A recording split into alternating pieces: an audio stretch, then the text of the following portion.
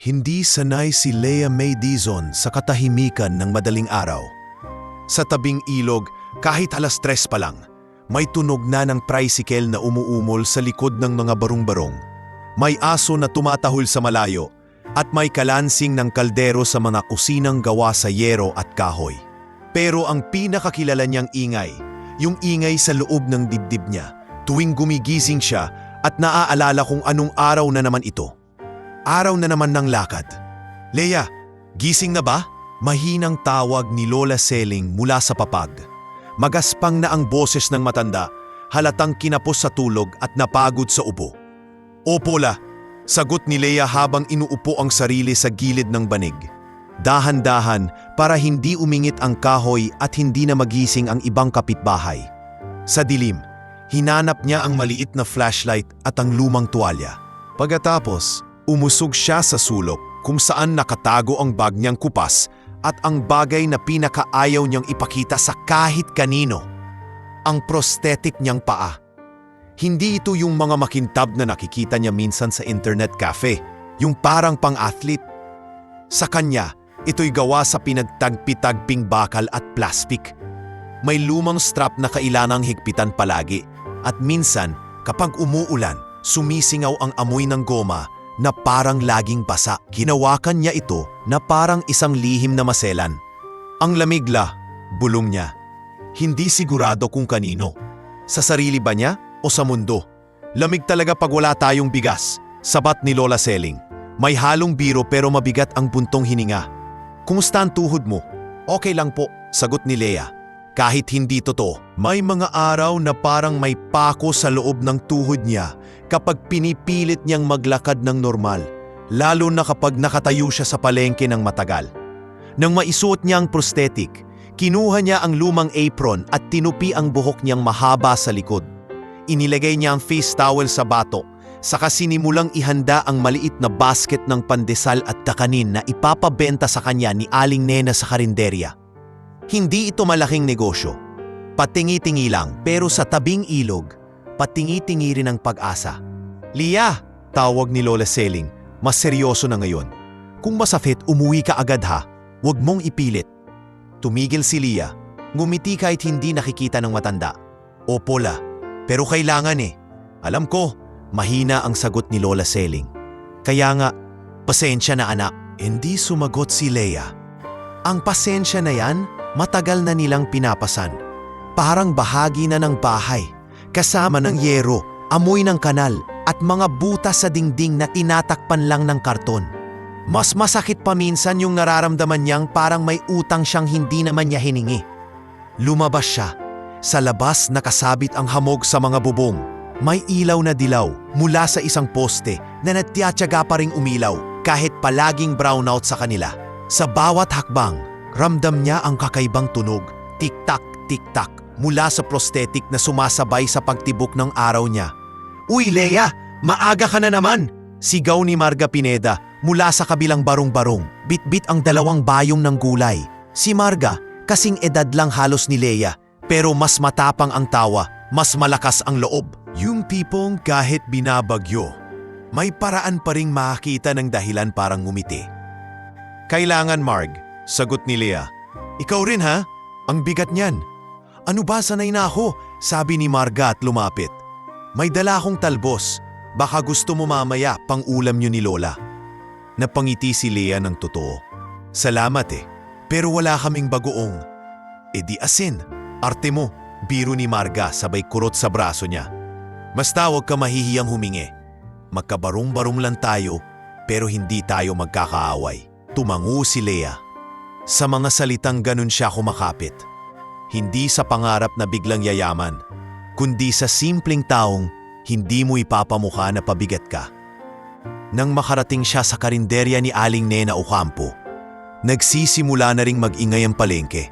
May nagbubuhat ng sako, may nagtitinda ng isda, may umiiyak na bata sa tabi ng mga gulay. Sa gilid, ang karinderya ni Aling Nena ay may amoy ng sinangag, kape at mantikang luma. Amoy na pamilyar, amoy na gutom. "O Lea!" tawag ni Aling Nena, malapad ang palakang at malakas ang boses. "Ayan, nandito na yung pandesal. 10 piso kada piraso, pero huwag kang papayag sa tawad ha. Kapag tinawad, sabihin mo, hindi na ako kumita. Opo, Aling Nena, sagot ni Lia.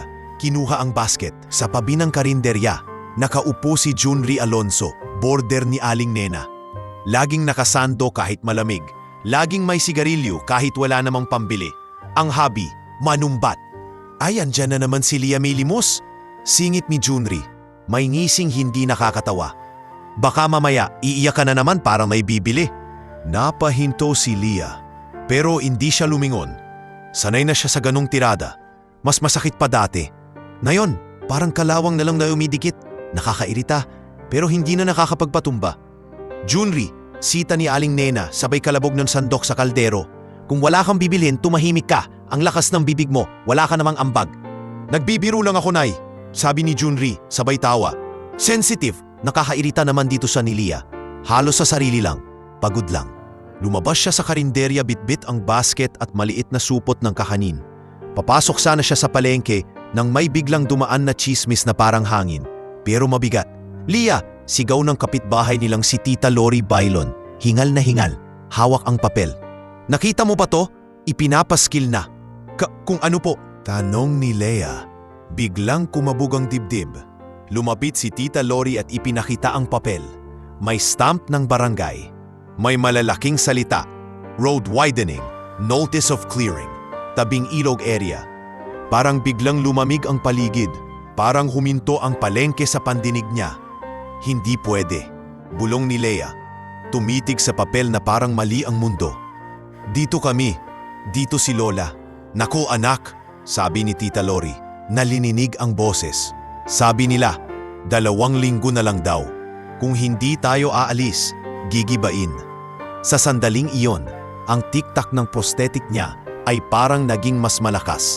Hindi na lang tunog ng hakbang, tunog ng oras na kumakain sa kanila. Humigpit ang hawak ni Lea sa basket. Sa isip niya, hindi lang bahay ang mawawala. Pati yung maliit na routine nila ni Lola Seling. Pati yung natitirang dignidad na pinipilit niyang buuin araw-araw. Hindi ako pwedeng bumigay, bulong niya. Ngayon mas malinaw. Hindi na lang para sa sarili, para kay Lola. Sa malayo, narinig niya ang tawag ni Marga mula sa gilid ng palengke. Lia, anong nangyari? Bakit ganyan mukha mo? Tumingin si Lia kay Marga. Pinilit umiti pero nabasag lang sa gilid. Itinaas niya ang papel na parang patunay na kahit gaano kakasipag, may araw pa ring babagsak ang langit. Nanginginig niyang sabi, paano na tayo? Sa kabilang dulo ng bayan, kung saan mas malalapad ang kalsada at mas tahimik ang mga bakod, may bahay na parang lagi nakasara ang bintana kahit tanghaling tapat. Hindi dahil walang tao, kundi dahil may taong ayaw makita ng tao. Si Adrian Valderrama ang may-ari ng bahay na iyon. Kung titingnan sa labas, maayos ang lahat. May hardin, may ilaw sa gate, may 2 gwardiyan na nagpapalitan ng duty.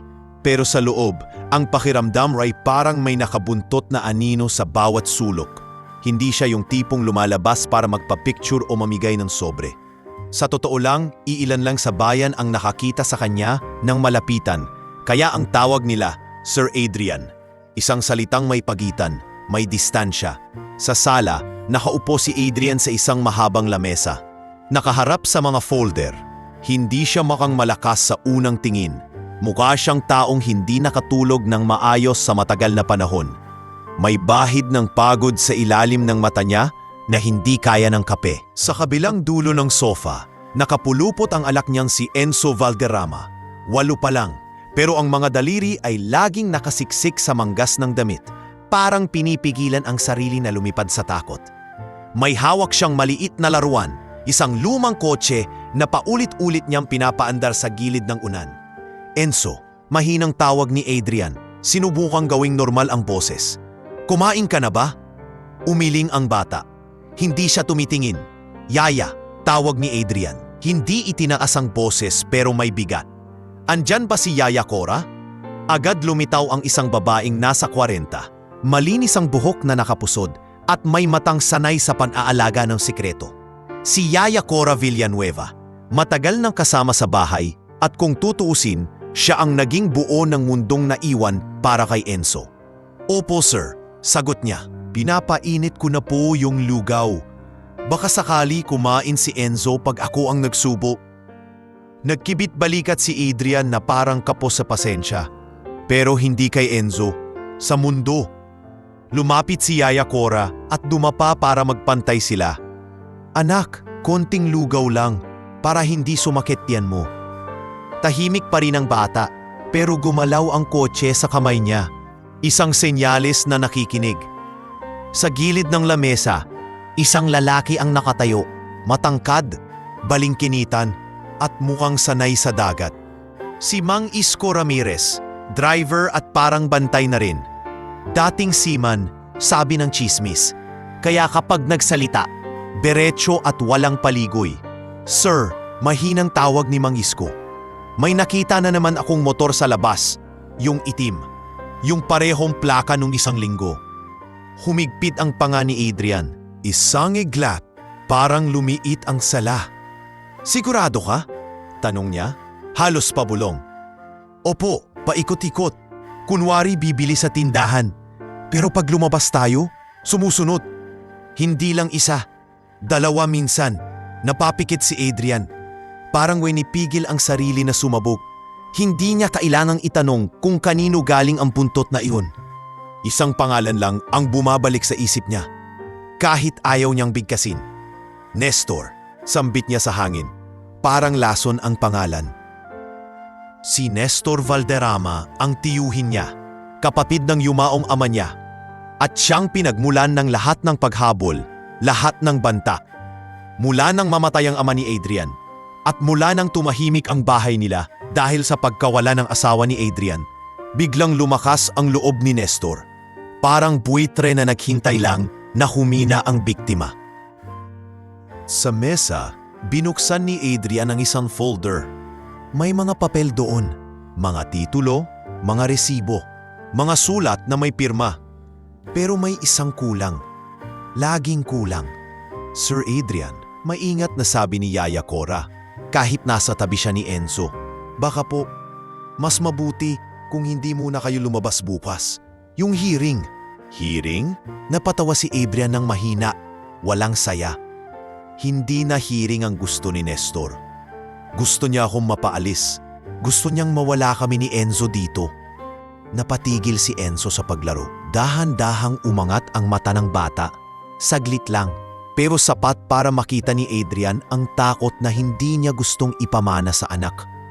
Lumuhod si Adrian sa harap ni Enzo. Pilit hinahanap ang tamang salita. Anak, hindi kita pababayaan. Daddy, mahina ang boses ni Enzo. Parang sinasakal lang hangin. Bakit may mga taong galit sa'yo? Parang tinamaan si Adrian sa dibdib. Ang totoo, gusto niyang sabihin dahil may pera, anak, dahil may lupa, dahil may mga taong hindi kontento. Pero hindi niya kayang ibigay sa bata ang bigat na iyon ng buo. Minsan, sabi niya dahan-dahan, may mga taong gustong kunin ang hindi kanila.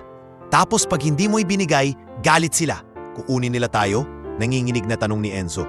Hindi, sagot ni Adrian mas matigas. Ako ang daddy mo. Si Yaya Cora, habang hawak ang mangkok ng lugaw, napasulyap kay Mang Isko. Parang sinasabing mag-ingat tayo.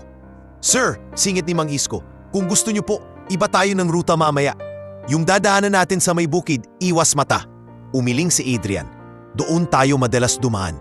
Alam na nila, mas lalo tayong mahuhuli. E di sa highway, suwestyon ni Mang Isko. Maraming tao.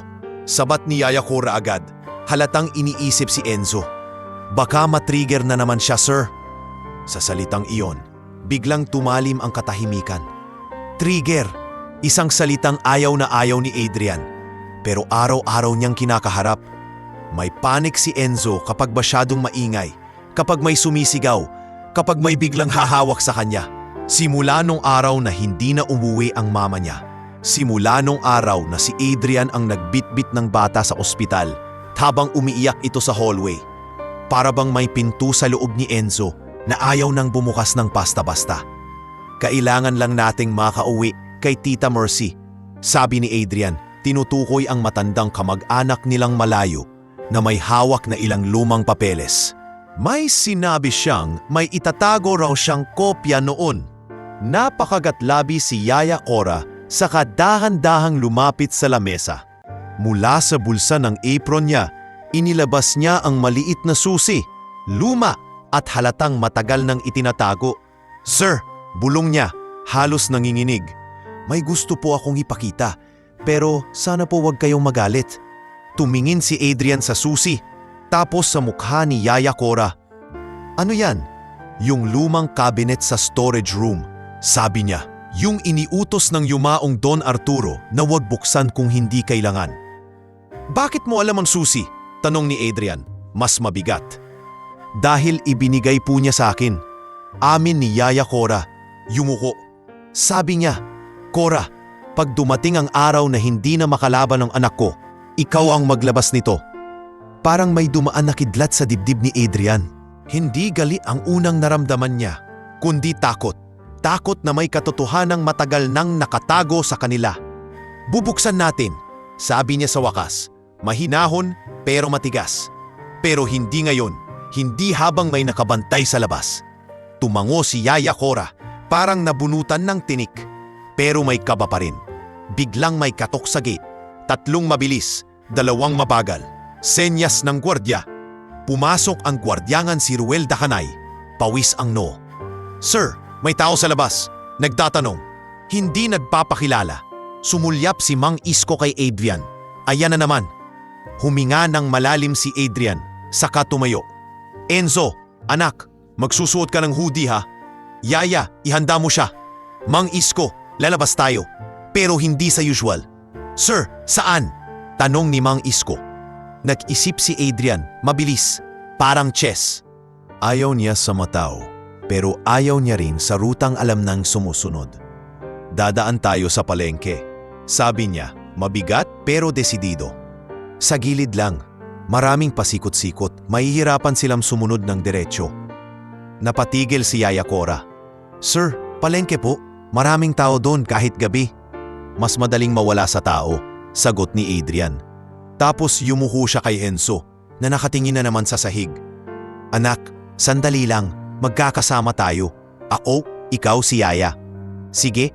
Hindi sumagot si Enzo pero dahan-dahang iniabot ang kamay niya kay Adrian, isang tahimik na oo. Habang naghahanda sila, sa labas ng bintana, natanaw ni Mang Isko ang 2 motorsiklong nakaparada sa tapat ng kanto. Nakapatay ang ilaw pero buhay ang bantay. Sa loob ng kotse, nagsuot si Adrian ng simpleng jacket. Walang tatak, walang yabang. Parang gusto niyang magmukhang ordinaryo. Kahit alam niyang hindi na siya kailanman magiging ordinaryo sa mata ng mga taong gustong kumuha sa kanya. Paglabas ng gate, sumiksik ang kotse sa madilim na kalsada. Sa malayo, kitang-kita ang liwanag ng palengke. Mga bombilyang dilaw, mga ilaw na parang kumukurap at ingay na hindi pa nila naririnig pero ramdam na sa hangin. Sa likod, si Enzo ay nakayakap kay Yaya Cora. Pabulong na sinabi, "Yaya, hawakan mo ko." "Oo anak," sagot ni Yaya Cora. Mahigpit ang yakap. "Hawak kita." At sa unahan, si Adrian, nakatitig sa daan, tahimik na lumunok. Dahil alam niyang sa bawat pagliko nila, may posibilidad na hindi lang sila mawawala sa mga sumusunod, kundi may posibilidad ding may makasalubong silang buhay na hindi niya inaasahan. Paglapit pa lang ng sasakyan sa gilid ng palengke, ramdam na ni Adrian ang pagbabago ng hangin, amoy isda, usok ng inihaw, pawis ng tao, at yung ingay na parang alon na hindi tumitigil. Hindi ito ang mundong kinagisnan niya sa loob ng mataas na bakod. Pero ito ang mundong pinili niyang pasukin ngayong gabi dahil sa isang simpleng dahilan. Mas madaling magtago sa dami ng tao kaysa sa katahimikan ng mga kalsadang alam ng kalaban. Sa likod, si Enzo ay mas lalong kumapit kay Yaya Cora. Kita ni Adrian sa rearview mirror ang panginginig ng daliri ng bata habang pinipisi ang hoodie. "Enzo," mahinang sabi ni Adrian, hindi lumilingon para hindi mas lalong maalarma ang anak. "Tumingin ka lang sa ilaw, yung mga ilaw sa taas. Bilang tayo ha? 1, 2, 3. Sinubukan ni Enzo sumunod, pero pag-ikot ng sasakyan sa masikip na daan, may biglang bumusina at may taong sumigaw sa kanto. "Hoy, tabi!" sigaw ng isang lalaki sa labas. Napatigil ang pagbibilang ni Enzo at napalunok si Adrian. Narinig niyang bumigat ang paghinga ng anak, yung tunog na kilala na niya. Yung sinyales na papunta na naman sa panik. Hinga tayo anak, sabat agad ni Yaya Cora, marahan ng boses. Tingnan mo ko, tingnan mo mata ko. In, out. Si Mang Isko nakatutok sa daan, dahan-dahang nagmaniobra. Sir, sa may gilid tayo. Doon sa may pwesto ka ng gulay. Mas maluwag. Tumango si Adrian. Sige, basta wag tayo bababa lahat. Tignan muna natin. Pagdating nila sa bahagyang mas maluwag na parte, pinatay ni Mang Isko ang ilaw sa loob ng sasakyan. Mula sa bintana, kita ni Adrian ang mga taong abala. May nagbubuhat ng bayong, may nag-aayos ng paninda, may nag-aabot ng barya. Sa malayo, may dalawang motorsiklo ring dumaan, mabagal, parang nagmamasid. Ayan, bulong ni Mang Isko, halos hindi gumagalaw ang bibig. Yung itim na motor, dumaan na naman, hindi lang basta nagkataon. Nalaglag ang tingin ni Adrian sa motora. Nakita niyang may isang lalaking nakakap, nakasakay sa likod, nakatingin-tingin sa paligid na parang naghahanap. Hindi niya kilala ang muka pero pamilyar ang galaw, yung galaw ng taong may utos. Romy, bulong ni Adrian, kahit hindi siya sigurado. Pero sa kutob niya, ito na yung tauhan ni Nestor na madalas banggitin ni Mang Isko. Si Romy Laksamana.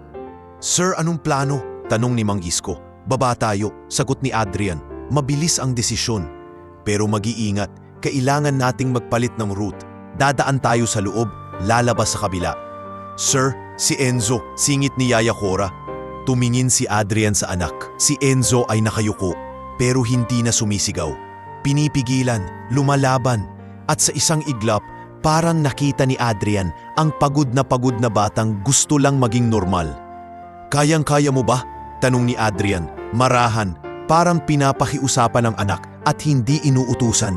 Umangat ang mata ni Enzo, sandali lang. Daddy, mabilis lang?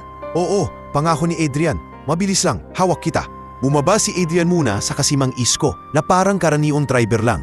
Si Yaya Cora, kasama si Enzo, dahan-dahang bumaba rin ngunit hindi agad lumayo sa sasakyan. Sa paligid, walang pumapansin sa kanila at iyon ang gusto ni Adrian. Hanggang sa may narinig siyang munting kalabog sa harap, parang may nadulas. Paglingon niya, nakita niya ang isang dalagang payat, may bip-bip na basket at may mga kakaning tumapon sa basang semento. Nadapa ito ng bahagya at napaluhod. Nanginginig ang kamay habang pilit pinupulot ang mga napisa. May ilang taong tumawa. Hindi man malakas, pero sapat para maramdaman. Yan kasi, tingin-tingin din. Singhal ng isang babaeng tindera ng ukay. Losyang makapal ang kilay, si Bingbing Loren. Akala mo, kung sinong artista, lakad naman ng lakad, hindi gumalaw si Adrian. Ngunit si Enzo, sa tabi ni Yaya Cora, parang nakakita ng salamin. Nakita niya yung taong nasa ibaba, pinagtitinginan pero pilit bumabangon. At bago pa man makapagsalita si Adrian, kumawala ang kamay ni Enzo. Enzo! Bulong ni Yaya Cora. Pero huli na, lumapit ang bata. Dahan-dahan, parang takot din sa paligid.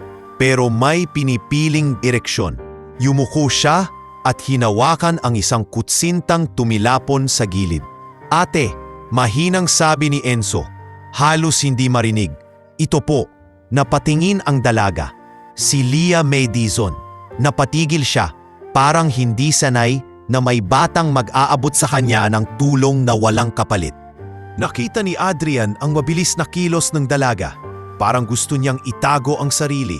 Itago ang kahihiyan. Itago ang kung anong masakit sa loob. Salamat, bulong ni Leah, at ngumiti ng kaunti. Pero sa ngiting iyon, may pagod na parang lumang damit. Biglang sumingit si Gardo Sison, bodyguard na kasunod nila mula sa malayo. Mukhang nakahabol. Enzo, huwag madumian! Sabi niya, sabay hila sa braso ng bata. Napatigil si Enzo, tila nabigla at naramdaman ni Adrian ang pagpitik ng takot sa mata ng anak. Gardo, matigas na sabi ni Adrian, lumapit agad. Bitawan mo! Napatigil si Gardo, para bang hindi inaasahang sumunod agad. Sir, baka po, ako na, ulit ni Adrian, mas malamig. Dahan-dahan niyang inabot si Enzo, pinisil ang balikat. Okay ka lang? Tumango si Enzo, pero nanatiling nakatingin kay Leah. Sir, bulong ni Mang Isko, sumenyas sa gilid. Yung nakakap, lumiko, papunta rito, hindi lumingon si Adrian, pero alam niyang may oras silang binibili. Lumapit si Adrian kay Leah, hindi para magpakilala, kundi para magbigay ng espasyo. Miss, mahinahon niyang sabi, pasensya na. Yung kasama ko, nagulat. Hindi sumagot si Leah agad. Sa halip, mabilis niyang pinulot ang mga natirang kakanin. Kahit may napisa na, pilit niyang itinatayo ang sarili. Pero may kakaibang tunog sa bawat galaw. Tik-tak! Na mahina pero malinaw sa pandinig ni Adrian. Sa isang iglap, napansin niya ang hindi pantay na bigat ng panapak nito. Prosthetic. Hindi na bago kay Adrian ang makakita ng sugat sa katawan. Pero yung sugat na pinipilit itago, ibang klase. Parang sugat na humihingi ng respeto, hindi awa. Sa likod narinig ni Leah ang tawag ng isang babaeng may bayong, si Marga Pineda. Leah, anong nangyari? Bakit ka nadapa? Ay, napatingin si Marga kay Adrian at sa mga kasama nito. Sino sila? Nadulas lang ako, mabilis na sagot ni Leah. Parang ayaw niyang bigyan ng pagkakataon ang mundo na gawing eksena ang kahinaan niya. Sumimangot si Bingbing. Nadulas? Baka naman sinasadya para mapansin. Dami kasing drama ng iba dyan. Napatigil si Adrian. Sa tono ng babae, hindi lang biro. Panlalait yon. Yung panlalait na hindi nakikian ng mga may magagandang sapatos. Bago pa man makapagsalita si Adrian, si Enzo ang muling umusad. Inabot niya kay Leah ang isa pang napulot na kutsinta. Ate, wag niyo po kainin yung nadumihan. Yung malinis po. Nanlaki ang mata ni Leah. Parang may nabasag sa loob. Hindi dahil sa kutsinta, kundi dahil sa batang nag-ingat para sa kanya. Ang bait mo, mahina niyang sabi, saka napakurap na parang pinipigil ang luha. Anong pangalan mo? Enzo, sagot ng bata. Ikaw po? Leah, sabi niya. Leah May. Sa sandali yun, napansin ni Adrian ang sarili niyang paghinga. Parang may kung anong gumaan, kahit saglit lang. Hindi dahil sa romantikong dahilan, kundi dahil may taong kahit pagod, marunong pa ring ngumiti sa bata. Sa gilid ng paningin ni Adrian, nakita niyang tumigil ang lalaking nakakap sa tapat ng isang stall. Nagkunwaring tumitingin sa isda, pero ang matay nakatuon kay Adrian. Dahan-dahan, umusog si Mang Isko sa tabi ni Adrian.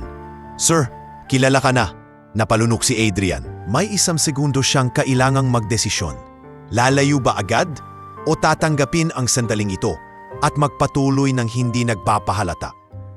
Tiningnan niya si Leah, yung dalagang pilit tinatayo ang dignidad sa gitna ng palengke.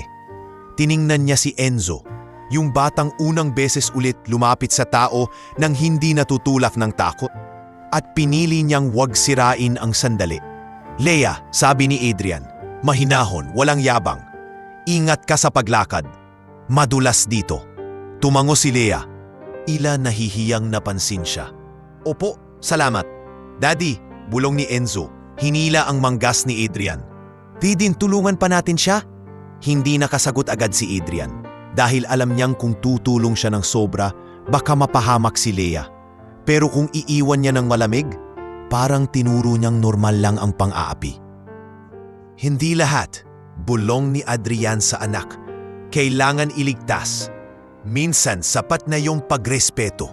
At sa puntong iyon, si Leah na hindi alam ang bigat ng buhay ni Adrian ay tumayo ng tuwid kahit may tiktak sa bawat hakbang at umuwi bitbit ang napisil na kakanin at isang kakaibang pakiramdam. May batang tumingin sa kanya na hindi awa kundi respeto. Samantala, si Romy o kung sino mang tauhan ni Nestor ay tuluyang nag-text habang nakatalikod sa kanila.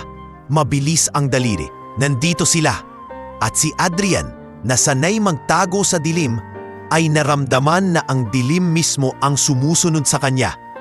Kahit sa gitna ng palengke na puno ng ilaw, hindi umalis sa dibdib ni Leah yung bigat na parang may nakadagan na bato. Mula nung gabing iyon sa palengke, yung gabing batang nag-abot sa kanya ng kutsinta na parang simpleng kabutihan lang. Parang mas luminaw ang katotohanan. May mga taong may ilaw sa mata at may mga taong gustong patayin ang ilaw ng iba.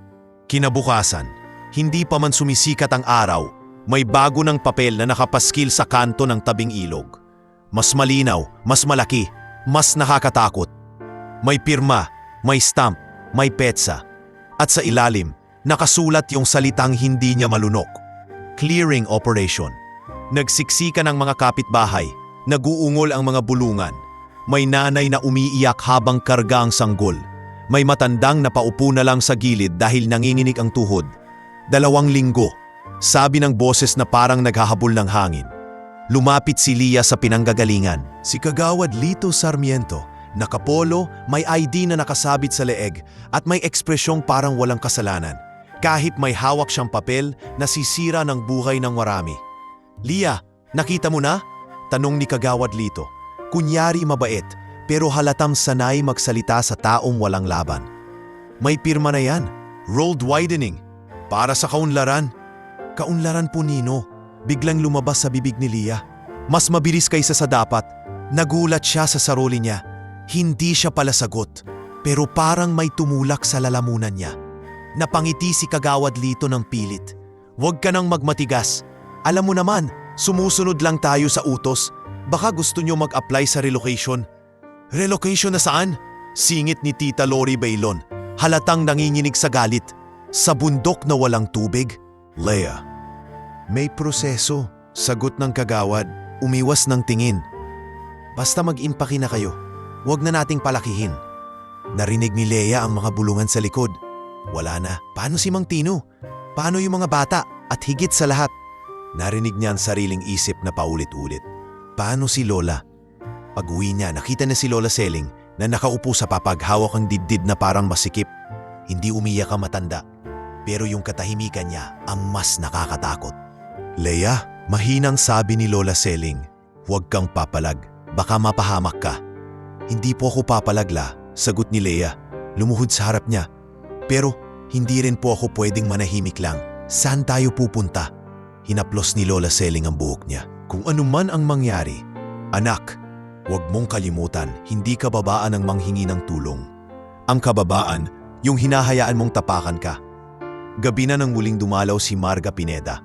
Bitbit ang bayong na may konting gulay at isang papel na mukhang bagong print. Kita sa mukha niya ang pagkaapurahan.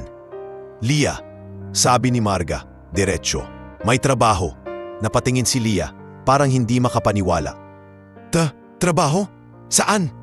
Sa private clubhouse, bulong ni Marga na parang lihim. Yung pinupuntahan ng mga bigatin.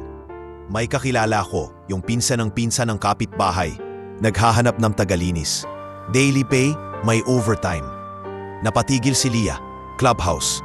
Sa isip niya, lugar ng mga taong malinis ang sapatos at marumi ang tingin sa mga kaulad niya. Hindi ba mahirap pumasok doon? Tanong niya. Mahirap, amin ni Marga. Pero mas mahirap mawalan ng bubong. Lia, ikaw na rin nagsabi, ayaw mong manahimik lang. Eto na yung chance. Sa kabilang dulo ng bayan, habang si Lia ay nakikipagbuno sa kawalan ng tirahan, si Adrian Valderrama naman ay nakikipagbuno sa papel. Mga papeles na dapat sana'y proteksyon, pero naging bitag. Sa isang malinis na opisina na may amoy ng lumang kahoy at bagong kape, nakaupo si Adrian sa harap ni Attorney Pia Monteverde. Bata pa ang abogado, pero matalas ang mata at halatang hindi basta nabibili. Sa mesa, nakalatag ang mga folder na parang sugat na kailangang tahiin. Attorney Pia, mahina pero matigas ang boses ni Adrian. Sabihin mo na. Huminga ng malalim si Attorney Pia. Sir Adrian, may problema tayo. Yung pinaka-importanting deed, yung kopya na magpapatunay ng ownership sa lupa ng Valderrama Estate, wala sa file. Nanikip ang panga ni Adrian. Imposible, nasa vault yon. Nasa vault dapat, sagot ni Ate Pia, tumingin sa notes. Pero may record ng access 2 months ago. May pumasok. At may sign na may kumuha ng folder. Parang nagdilim ang paningin ni Adrian. Sa isip niya bumalik ang mukha ng tiyuhin niyang si Nestor. Yung ngiting hindi mo malaman kung biro o banta. May suspect ka? Tanong niya, halos pabulong. Hindi tayo pwedeng magturo ng walang ebidensya, sagot ni Ate Pia. Pero logically taong may access at may interest lang ang gagawa niyan. Sa isang iglap pumasok si Mang Isko Ramirez. Hawak ang cellphone. Halatang may dala ring masamang balita. Sir, sabi ni Mang Isko, nagkalat na yung chismis. Anong chismis? Tanong ni Adrian. Na may atraso daw kayo, sagot ni Mang Isko, hindi mapakali. Na kaya kayo nagtatago kasi may kinakalaban kayong kaso. Sa palengke, sa barangay hall, pati sa simbahan, Yun ang kwento. Napapikit si Adrian, parang sinampal ng hangin. Hindi lang papel ang ninanakaw sa kanya, pati pangalan. Sa isang malayong lugar, sa loob ng air-conditioned na opisina na may nakapaskil na lumang larawan ng pamilyang Valderrama, nakaupo si Nestor Valderrama na parang hari sa sariling mundo. May hawak siyang baso ng whiskey at sa harap niya, nakatayo si Romy Laksamana, nakayuko. "Sigurado ka?" tanong ni Nestor, malamig ang boses. "Opo sir," sagot ni Romy. "Nakita ko sa palengke. Nandun si Adrian at yung bata." Halatang umiwas sa tao. Mumiti si Nestor na parang natutuwa sa isang larong kontrolado niya. "Magaling, hayaan mong kumalat yung kwento. Pag nasira ang pangalan, mas madali silang kitulak palabas." "Sir, paano yung deed?" Maingat na tanong ni Romy. "Kalma," sagot ni Nestor, sinimsim ang whiskey. "Kapag wala siyang hawak na papel, wala siyang hawak na lupa. At kapag wala siyang lupa, wala siyang kinabukasan." Samantala, kinabukasan din, tinulak ni Marga si Lia papunta sa clubhouse. Malinis ang gate, may guard, may mga ilaw na parang hindi nauubos ang kuryente. Nanliit si Lia sa sarili niyang damit na kupas at sapatos na luma. Pero pinilit niyang tumuwid. Sa reception, sinalubong sila ng isang babaeng matangos ang ilong at matalas ang tingin. Si Miss Velin Rivas, club manager. Ang ngiti niya, parang kutsilyo. Maganda pero kayang manakit. "Applicant?" tanong ni Miss Velin. Tumingin kay Lia mula ulo hanggang paa. Tumigil saglit sa binti niya na parang may napansin. "Can you do heavy cleaning?" "Opo," sagot ni Lia, kahit kumabog ang dibdib. "Kahit ano po, masipag po ako." "Rules," mabilis na sabi ni Miss Velin. "Walang chismis, walang pakikialam sa members. Huwag kang lalapit sa dining area kapag may bisita. At higit sa lahat, yumuko siya ng bahagya. Bumulong na parang paalala, pero tunog banta. "Huwag mong ipapahiya ang club. Gets?" "Opo," sagot ni Lia. Mahigpit ang hawak sa strap ng bag niya. Hagang pinapapirma siya sa form. May dumaan na waiter na naka-vest at may maamong muka. Bitbit ang tray. Saglit siyang napatingin kay Lia at kay Marga. At parang gusto niyang ngumiti, pero pinigilan. Sa name tag niya, Kiel Santos. New? Mahina nitong tanong, parang simpleng pakikipagkapwa. Tumango si Leia. "Opo." "Good luck," bulong ni Kiel bago nagpatuloy. Pero sa dalawang salitang iyon, may kabaitang bihira sa lugar na ganito. Habang papasok si Leia sa staff hallway para sa orientation, sa kabilang side naman ng building, may dumating na sasakyan na walang ingay. Itim, tinted, halatang hindi pangkaraniwan. Bumaba ang isang lalaking naka-jacket na plain, walang yabang, kasunod ang isang batang naka-hoodie at isang yaya. Tahimik silang pumasok sa side entrance, parang ayaw makita. Hindi alam ni Leia kung sino sila. Pero sa pagdaan nila, may kakaibang bigat sa hangin. Parang may taong hindi dapat nandito, pero dito siya tumatakas. At sa araw na iyon, nagsimulang magsalubong ang dalawang mundong hindi dapat nagtatagpo. Ang dalagang isang paa na hinahabol ng demolisyon at ang mag-amang hinahabol ng anino. Hindi pa man natutuyo ang pawis sa batok ni Lia May Dizon. Pakiramdam niya ay parang isang buong linggo na siyang nagtatrabaho sa loob ng clubhouse kahit unang araw pa lang. Iba ang pagod dito. Hindi lang dahil sa bigat ng timba o sa hapdi ng panlinis sa palad. Iba dahil sa mga matang tumitingin na parang siusukat ka kung karatat dapat ka bang huminga sa iisang lugar nila. Sa staff hallway, paulit-ulit ang paalala ni Miss Velin Rivas. Malinis ang buho, perpekto ang lipstick pero ang boses ay parang laging may dinuduro.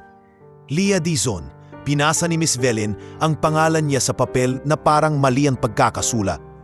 "Ang trabaho mo, on fourth rooms, hallway, at kapag may event, extra tables. Huwag kang lalapit sa dining area kapag may members. Naiintindihan?" "Opo," sagot ni Lia. Mahigpit ang hawak sa mop handle. "Hindi opo ang kailangan ko," sabi ni Miss Velin, mumiting walang init. "Kailangan ko ng tagsunod." Tumango si Lia, lumunok. Sa isip niya, susunod ako. Basta may uuwian pa kami ni Lola. Sa pantry ng staff, may nakapatong na plastic na lalagyan ng kanin at isang tasa ng kape na halatang napaglumaan. Amoy na amoy niya ang pagkain. pero hindi siya lumapit. Naaalala niya ang demolition notice, ang mukha ni Lola Selling na pilit matatag at ang basket ng pandesal na hindi na niya halos naubos sa pagbenta. Parang laging may kulang, kahit ilang beses siyang magbilang ng barya. Habang naglilinis siya ng isang restroom malapit sa lobby, narinig niya ang salitang, "Sir," na paulit-ulit sa may side entrance, yung pintuang hindi ginagamit ng karamihan. Madumaan na staff na mabilis maglakad, nag-aayos ng kurbata. "Sir Adrian daw," bulong ng isa. Yung tahimik, sagot ng isa pa, nagmamadali. "Basta, huwag kang tititig." Hindi nakisali si Leia. Hindi siya interesado sa mga pangalang may bigat. Ang interesado lang siya, yung bigat ng timba na kailangan niyang buhatin para may pangkain si Lola. Tanghali na nang masabihan siya ni Miss Velin na magpunas sa malapit sa dining area. Pero sa labas lang, dahil may VIP daw na dumaan. "Kung makakaamoy ka ng pagkain, problema mo yun," malamig na sabi ni Miss Velin. "Huwag kang maglalaway sa harap ng mga bisita." "Opo," bulong ni Leia, yumuko na lang. Sa gilid ng dining area, napansin niyang ang mga mesa ay parang laging handa sa litrato, kumikinang ang utensils, pantay ang mga baso, at ang sahig ay halos makita mo ang refleksyon mo. Pero sa kabila ng ganda, may lungkot. Yung tipong sobrang linis, wala nang totoo. Dumaan si Kil Santos, yung waiter na may maamong muka. Bitbit niya ang tray ng mainit na sopas at nang mapadaan sa tabi ni Leia, humina ang boses niya. "Ate Leia," bulong niya, parang ayaw marinig ng iba. "Kumusta?" "Okay lang," sagot ni Leia. Pero halatang hindi. Nanginginig ang braso niya sa pagod. Sumulyap si Kil sa paligid, saka mabilis na inusog ang isang maliit na tinapay sa tabi ng isang napkin sa service counter. Hindi diretsyong inabot, parang aksidenteng naiwan. "May naiwan dyan," sabi niya, kunwari normal. "Pag wala ng tao, ikaw na bahala." Nanlaki ang mata ni Leia. "Shh!" singit ni Kil, ngumiti ng saglit. "Ingat!" Lumayo siya at naiwan si Leia na nakatitig sa tinapay na parang isang kasalanang masarap. Pero hindi niya kinuha. Hindi dahil hindi siya gutom, kundi dahil natatakot siya. Isang maling kilos, pwedeng tanggal. Isang tanggal, wala silang laban ni Lola. Bandang hapon, lumipat si Miss Velin sa kabilang wing para sa meeting. Naiwan si Leia sa utos na mag-polish ng sahig sa hallway malapit sa dining dahil may dadating na 2 guest lang daw. Sa isip ni Leia, 2 lang? E di mas madali. Hindi niya alam na minsan, mas delikado ang 2 kaysa sa marami. Sa loob ng dining area, may isang mesa sa sulok na hindi tulad ng iba. Hindi ito pinakamalaki, hindi rin ito nasa gitna. Pero may katahimikan itong parang may sariling mundo. Doon nakaupo ang isang lalaki. Simple ang jacket. Walang alahas na nakasilaw at sa tapat niya, isang batang nakahudi na nakayuko. Pero paminsan-minsan ay sumisilip sa paligid na parang natutong magtiwala kahit konti. Si Adrian Valderrama at ang anak niyang si Enzo. Sa gilid nakatayo si Gardo Sison, bodyguard, nakapamewang at halatang ayaw sa lugar na maraming mata. Tahimik lang ang tatlo, pero ramdam ni Leia ang tensyon kahit hindi niya kilala ang dahilan. Habang nagpopoli si Leia sa hallway, dumaan ang amoy ng mainit na sabaw, sinabayan ng amoy ng pritong isda at bagong sinaing. Kumulo ang sikmura niya na parang may nagkukumpas na tambol. Naalala niya ang huling kain niya, kapilang at konting kanin kagabi. Umaga pandesal na tinipid. Tapos eto, nasa harap niya ang mesa na may pagkain na parang hindi nauubos. Napahinto ang kamay niya sa pamunas. Hinga, bulong niya sa sarili. Trabaho to, hindi ka bisita. Pero may nangyari, maliit pero sapat para mag-iba ang takbo ng loob niya. Tumunog ang tiyan niya, isang malinaw na grrrr na hindi niya mapigil. Napapitlag si Leia, napasulyap sa paligid kung may nakarinig. Wala sanang papansin. Pero ang bata sa loob, si Enzo, umangat ang ulo. At sa pagitan ng ilaw at anino, nagtagpo ang mata nila ni Leia. Hindi yun tingin ng batang maarte. Hindi rin tingin ng batang takot. Para yung tingin na nakakaintindi. Yung tipong alam ang gutom, kahit hindi gutom sa pagkain, kundi gutom sa katahimikan. Napakurap si Leia. Naalala niya ang palengke. Naalala niya ang kutsinta. Siya yun. Sa isang iglap, parang naging tao ang dining area. Hindi na lugar ng mayayaman. Lugar ng mga taong pare-parehong may bit-bit na bigat. Huminga ng malalim si Leah. Hindi niya alam kung saan nanggaling ang tapang. Siguro sa demolisyon. Siguro sa takot para kay Lola. Siguro sa pagod na ayaw ng magpakabait palagi. Ang alam lang niya, may pagkakataong kahit sandali, gusto niyang maramdaman na normal siyang tao.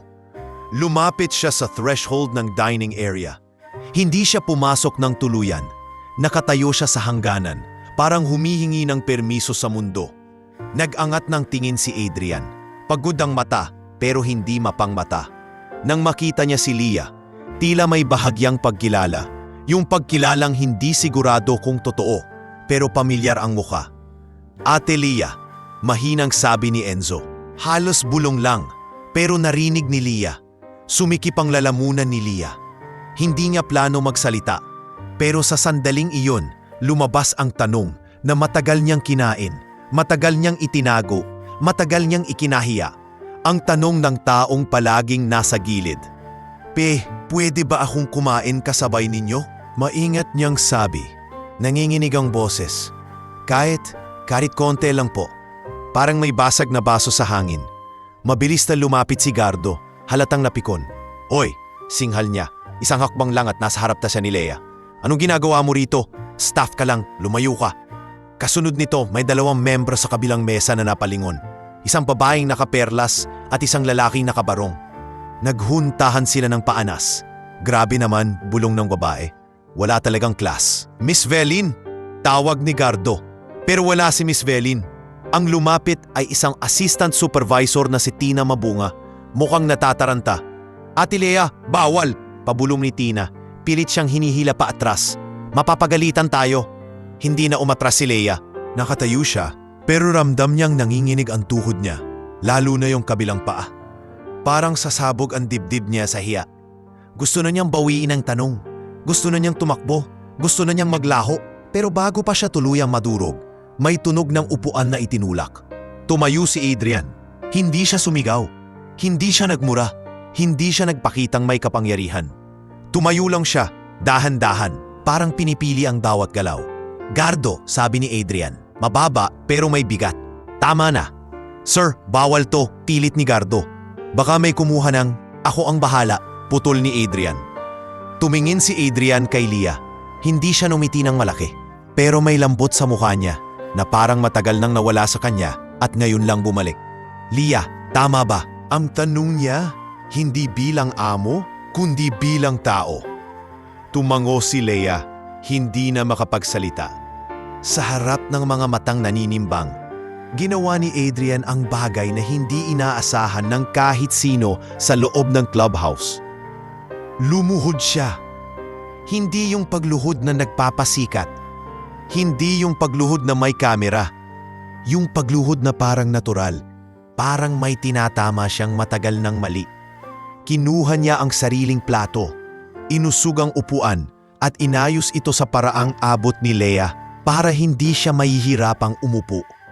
Parang siya ang bisita, si Leah ang dapat igalang. Halos matanggal ang kaluluwa ng mga tao sa paligid. Si Tina napabitaw sa braso ni Leah. Yung babaeng nakaperlas napahawak sa bibig. Pati si Gardo natigilan. Parang hindi alam kung uunahin niya ang utos o ang hiya. At si Leah, parang nawala ang tunog ng mundo. Ang natira lang, yung bigat ng hangin at yung luha na nagpipilit umakyat. Kung kaya mong tumayo araw-araw sa hirap mo, sabi ni Adrian malinaw at walang yabang, mas karapat-dapat kang umupo dito kaya sa sinumang nanlilibak. Nang marinig yon, si Enzo, na kaninay nakayuko, dahan-dahang ngumiti. Isang ngiting maliit pero totoo. At sa ngiting yon, parang may ilaw na muling sumindi sa mesa. Hindi na nabura sa utak ni Leah ang nangyari sa dining area.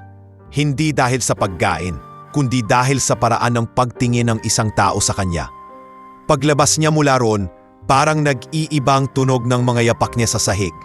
Mas mabigat ang hiya, pero may halong lakas na hindi niya maipaliwanag. Si Tina Mabunga, yung assistant supervisor, ang unang humila sa kanya palayo. Halos naninginig ang kamay nito habang dinadala siya sa staff hallway. Ate Leah, Diyos ko, pabulong ni Tina, malapit nang maiyak. Bakit mo yun ginawa? Papaluin tayo ni Miss Velin. Baka tanggal ka agad. Hindi na makasagot si Leah. Para siyang nilulunod ng sariling kaba. Humigpit lang ang hawak niya sa apron niya. Yung parang gusto niyang pigilan ang dibdib na sumabog. Sa likod nila, narinig niya ang boses ni Gardo. Pasinghal sa may pinto. Sir, hindi pwede to. At yung mas malamig na boses ni Adrian, hindi galit, pero hindi rin natitinad. Ako ang mananagot. Nang makarating sila sa pantry, halos bumagsak si Leah sa upuan. Nanginginig ang tuhod niya at ramdam niyang nag-iinit ang mukha niya sa hiya. Pate, mahina si Tina. Magdasal ka na lang. Baka bukas, wala ka na dito. Kung matatanggal ako, bulong ni Leah. Wala na rin kaming bahay. Napatingin si Tina.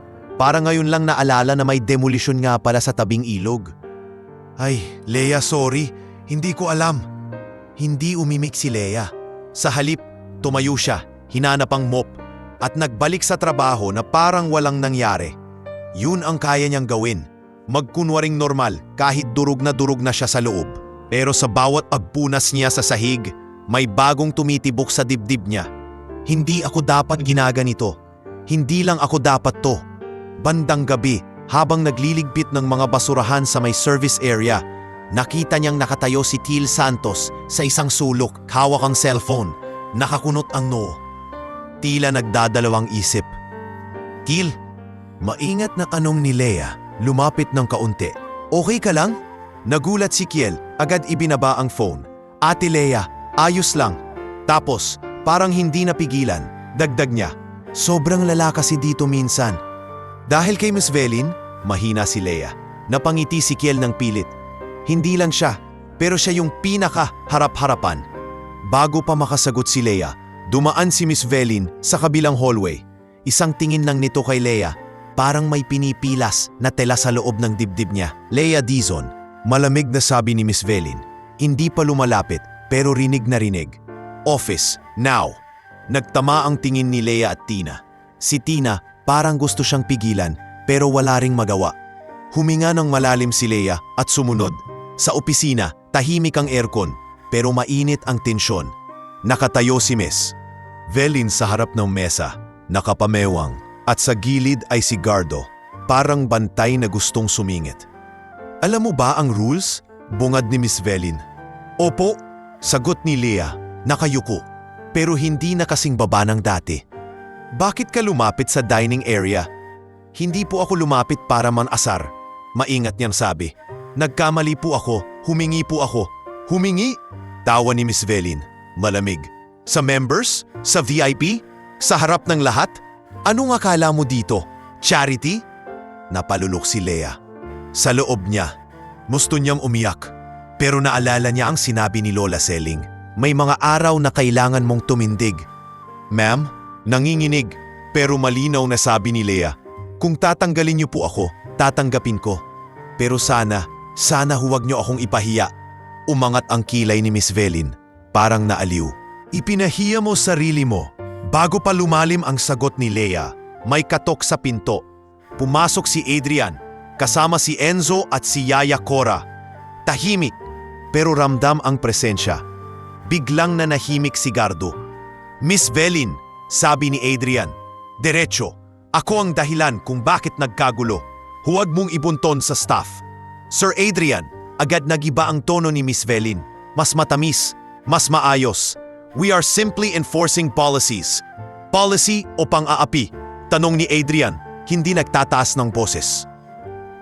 Alam mo ba kung paano ka tumingin sa tao kanina? Napatigil si Miss Velin, pero pilit pinanatili ang ngiti. Sir, we must maintain standards. Standards na walang puso, putol ni Adrian. Hindi siya matatanggal. At kung may issue ka, sa akin mo sabihin. Napatigil si Leah, halos hindi huminga. Hindi niya inaasahan na may lalaban para sa kanya sa lugar na ito. Sa gilid, si Enzo ay sumilip kay Leah. Parang gusto niyang magsalita pero nahihiya. Si Yaya Cora naman ay tumango kay Leah, isang tahimik na kaya mo yan. Pagkaalis ni na Adrian, naiwan si Leah sa opisina kasama si Miss Velin na ngayon ay mas lalong sumimangot. Hindi pa tapos to, bulong ni Miss Velin. halos hindi marinig. Babalik ka sa trabaho mo. One mistake and you're out. Opo, sagot ni Leah. Pero sa loob niya may binhing tumubo, hindi habang buhay na ganito. Kinabukasan, nang makauwi si Leah sa tabing ilog, hindi pa siya nakakapagpalit ng damit. Sinalubong na siya ng sigawan sa kanto. Si Marga ang unang tumakbo palapit, hawak ang cellphone na parang may dalang bomba. Leah, hingal ni Marga. Ikaw to! Ikaw to!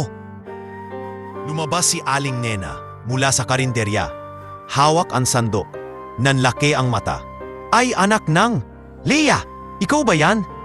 Aba, sikat ka na! Sa gilid, nakaupo si Junri Alonzo. Ngumisi habang nag-i-scroll sa sariling phone. Ayan na, celebrity na yung limosera. Bulong niya, sapat para marinig ni Leah. At si Bingbing Yoren, na sakto ring dumaan, humalokip-kip at tumawa. Sus, malamang scripted. Alam mo naman ngayon, pa-viral. Parang sumikip ang paligid. Gusto ni Leah magsalita, ipagtanggol ang sarili. Pero hindi niya alam saan magsisimula. Ang alam lang niya, hindi niya ginusto ang kamera. Gusto lang niyang kumain. Gusto lang niyang mabuhay. Sa bahay nila, nakian niya si Lola Seling na nakaupo sa papag. Hawang ang phone ni Marga. Habang pinapanood ulit-ulit ang video, tumutulo ang luha ng matanda. Pero hindi siya humihikbi. Tahimik lang. Lumapit si Leah, nanginginig. Hinawakan ni Lola Seling ang kamay niya. Anak, hindi lahat ng luha ay dahil sa sakit. Tumingin siya sa apo, puno ng damdamin. Minsan, luha dahil may nakakita rin sa'yo. Niyakap ni Leah ang lola niya at doon siya tuluyang umiyak. Hindi dahil sa hiya, kundi dahil sa bigat ng mga taong nagsasabing wala siyang halaga at biglang may isang araw na may nagpapatunay na tao siya. Samantala, sa bahay ni Adrian, hindi masaya ang lahat. Pagpasok pa lang niya, bumungad na ang tawag sa telepono. Isang pangalan sa screen na matagal nang nagbibigay sa kanya ng sakit ng ulo. Nestor Valderrama. Sinagot ni Adrian, malamig ang muka. Ano? Sumabog agad ang boses ni Nestor sa kabilang linya. Anong pinagagawa mo? Pinaluhod-luhod ka sa harap ng staff? Sa harap ng tao? Pinapahiya mo ang pangalang Valderrama? Hindi sumagot si Adrian agad. Kita ni Yaya Cora ang panginginig ng panga niya, pero pinipigilan niyang patulan. Kung ang Valderrama ay pangalan na ginagamit para apihin ang mahina, mahinang sagot ni Adrian, edi mas mabuting mapahiya. Ang kapal ng mukha mo, singhal ni Nestor. Akala mo mabait ka? Tingnan natin kung saan ka dadalhin ng kabaitan mo kapag wala ka ng lupa. Nanginginig ang kamay ni Adrian sa phone. Tapos ka na? Hindi pa, banta ni Nestor. Mag-iingat ka, lalong-lalo na sa anak mo. Biglang nanlamig si Adrian. Napatingin siya kay Enzo na nasa sala, nagdodrawing ng tahimik. Hindi nito alam na may taong gustong guluhin ang buhay nila. Pagkababa ni Adrian ng tawag, lumapit si Enzo. Hawak ang maliit na papel na may kulay Crayola. Daddy, mahina niyang sabi, para sa'yo. Tiningnan ni Adrian ang papel. Isang mesa, 3 tao. At sa itaas nakasulat. Palyado ang spelling, pero malinaw ang puso. Thank you, Daddy. Thank you, Ate Leah. Gumuhit ka? Tanong ni Adrian lumuhod sa harap ng anak. Tumango si Enzo. Nahihiya pero may konting tapang. Kasi mas okay po ako kahapon. Hindi po ako masyadong natakot. Niyakap ni Adrian ang anak niya, mahigpit. At sa yakap na iyon, naalala niya kung bakit niya kailangang lumaban. Hindi para sa pangalan, kundi para sa batang unti-unting natututong huminga sa mundo. Sa clubhouse kinabukasan, bago magsimula ang shift, tinawag ni Leah si Miss Velin. Hindi siya sumigaw, hindi siya naghamon, pero tumayo siya ng tuwid. Ma'am, mahinahon niyang sabi, alam ko po na may mali akong nagawa, pero gusto ko rin pong sabihin, may mga staff po dito na pinapahiya araw-araw. Baka po, pwede nating ayusin. Natahimik si Miss Velin, halatang inis. And what do you want? Patas na schedule po, sagot ni Leah, nanginginig pero hindi umatras. At kung pwede, huwag pong sigawan ng staff sa harap ng members. Tao rin po kami. Sa isang saglit, parang gustong sumabog ni Miss Velin. Pero naalala nito ang video, ang mata ng tao at ang pangalan ni Adrian. Fine, maring sabi ni Miss Velin. Go back to work. Umalis si Leah, pero sa bawat hakbang niya, hindi na siya yung dating Leah na lulunok lang. Gutom pa rin siya, mahirap pa rin, may demolisyon pa rin na nakaamba. Pero ngayon, may isang bagay na nadagdag. Ang paniniwalang may pwesto siya sa mesa ng buhay at hindi niya kailangang magmakaawa habang buhay para lang makita. Hindi agad gumaan ang buhay ni Leah kahit natutunan niyang tumayo ng tuwid. Sa totoo lang, mas naging mabigat pa ang hangin sa paligid. Dahil kapag napansin ka na ng mundo, hindi lang pala kabutihan ang lumalapit, pati inggit, pati banta. Sa tabing ilog, ang dating bulong-bulungan. Tungkol sa demolisyon ay naging konkretong tunog ng bakal at papel. Isang umaga, may dumating na pickup na may tarpaulin ng proyekto. Kasunod ang dalawang lalaking may suot na reflectorized vest. May dala silang metro, may dalang clipboards at may kasamang pamilyar na muka. Si Kagawad Lito Sarmiento. Mga kababayan, malakas ang boses ni Kagawad Lito. Nakataas ang kamay na parang kampanya. Para po sa kaunlaran ng bayan, sisimulan na natin ang clearing operations sa Patdang Petsa. Naka-schedule na po. Singit ng isang staff na si Dennis Yumul. May hawak na listahan. Pakiusap, makipag-cooperate. Napasinghapang mga tao. Si Tita Lori, halos maiyak, humawak sa braso ni Leah. Anak, ang bilis. Akala ko may 2 linggo pa. Si Leah, kahit nanginginig ang tuhod, pinilit manatiling kalmado. Kagawad, lakas loob niyang sabi, pwede po bang makita yung relocation plan? Saan po ililipat yung mga may sakit at matatanda? Saglit na napatigil si Kagawad Lito, tapos ngumiti ng pilit. May proseso, Leah. Huwag mong pangunahan. Kung gusto mo ng detalye, sa barangay hall ka magtanong. Pero sa likod ng ngiting iyon, may kung anong hindi tama. Napansin ni Leah yung paglingon-lingon ni Kagawad Lito sa isang lalaking nakapolo at may relo na umikislap. Si Romy Laksamana. Hindi taga-tabing ilog si Romy. Hindi rin siya opisyal. Pero heto siya, nakatayo sa gilid, parang may sariling kapangyarihan. Dumampot si Romy ng sigarilyo, sinindihan, at ngumisi habang nakatingin kay Leah na parang kilala na siya. Bago pa man makapagsalita si Leah ulit, biglang sumigaw si Bingbing Yuren mula sa gilid. O ayan, kung ayaw niyo mag-impake, pumunta kayo sa mayayaman. Baka bigyan kayo ng bahay. Tawanan ng ilan, yung tawanan na hindi masaya, kundi pang ungkat. Si Junri Alonso na nakaupo sa tapat ng karinderya ni Aling Nena. Sumabat pa, baka si Leah may clubhouse na, dun na siya titira. Nananahimik ka nga, sigaw ni Aling Nena, sabay kalabog ng sandok. Kung lakas ng bibig mo ang pambayad sa renta, matagal ka nang maubahay. Pero hindi na pinatulan ni Leah. Sa loob niya ang tanong, bakit parang mas bumilis ang demolisyon pagkatapos ng nangyari sa clubhouse? Parang may gustong pigilan ang mga tao na magkaasa. Parang may gustong ipakita na kahit sumikat ka sa isang video, wala ka pa ring laban sa papel na may pirma. Kinahapunan, habang pauwi si Leah mula sa clubhouse, matapos ang mahabang shift, naramdaman niyang may sumusunod. Hindi yung tipong nakakatakot sa pelikula, kundi yung tahimik na nakabuntot sa totoong buhay. Parehong yabang sa likod, parehong distansyang hindi lumalapit pero hindi rin nawawala. Pagliko niya sa eskinita, doon siya hinarang ni Romy. Nakasandal sa pader, may ngiti pa ring nakakaasar. Leah Dizon, sabi ni Romy, parang nagbabasa ng pangalan sa resibo. Ang bilis mong umangat ha. Clubhouse ka na, trending ka pa. Humigpit ang hawak ni Leah sa bag niya. Anong kailangan nyo? Relax, sabi ni Romy, tinaas ang 2 kamay, kunwari walang masama. Concerned lang ako. Baka kasi masyado kang lumalapit sa hindi mo mundo. Hindi na umata si Leah. Kung tungkol po kay Sir Adrian yan, wala po akong… Shh! Putol ni Romy. Biglang lumamig ang mata. Huwag mo nang banggitin pamalan. Ang sinasabi ko lang, umiwas ka. Huwag kang sumamasamang tingnan ng tao. Huwag kang maging dahilan para magulo. Nagulo na po buhay ko bago pa ako mapansin. Nanginginig pero matapang na sagot ni Leah. May demolisyon kami. May matanda akong lola. Wala akong panahon sa laro nyo. Ngumisi si Romy, lumapit ng kalahating hakbang. Demolisyon? Oo. Alam mo ba kung gaano kabilis yan pag may donasyon? Nanlaki ang mata ni Leah. Doon niya naramdaman ang pako ng takot sa dibdib.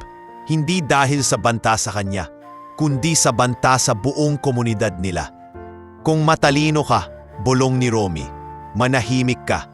At huwag mong lalapitan si Adrian Valderrama. Kasi pag may nasaktan sa inyo, hindi yan kasalanan namin. Yan ang tawag, kapalaran. Umalis si Romy na parang wala lang. Iniwan si Leah na nanginginig sa gitna ng eskinita. Ilang segundo siyang hindi gumalaw. Parang nanigas ang katawan niya. Hanggang sa narinig niya ang sariling boses sa isip. Hindi pwede. Kailangan kong may lapitan. Kailangan kong lumaban ng tama. Kinagabihan, kahit pagod, dinala ni Leah si Lola Selling sa bahay ni Marga para magpaalam na lilipat siya ng ruta kinabukasan.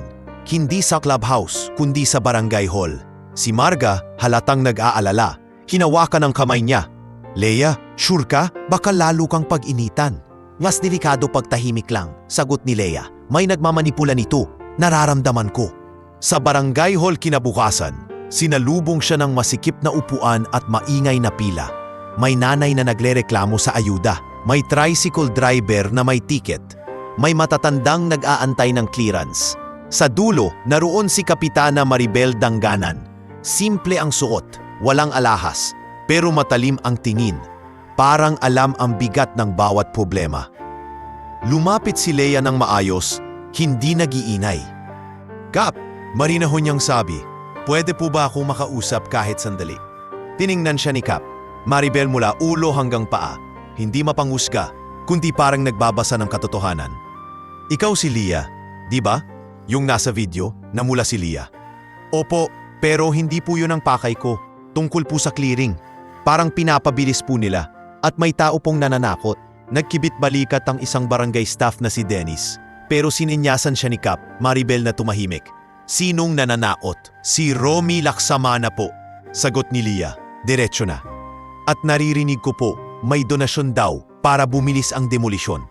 Hindi agad nagsalita si Kap Maribel. Kumuha siya ng ballpen, tumapik sa mesa ng isang beses. May ebidensya ka? Wala po akong recording, amin ni Leah. Pero handa po akong magbigay ng statement. At maraming nakakita sa kanila dito sa area, Kap. Tumango si Kap. Maribel, dahan-dahan. Leah, mahinig ka. Kung lalaban tayo, hindi pwedeng puro salita.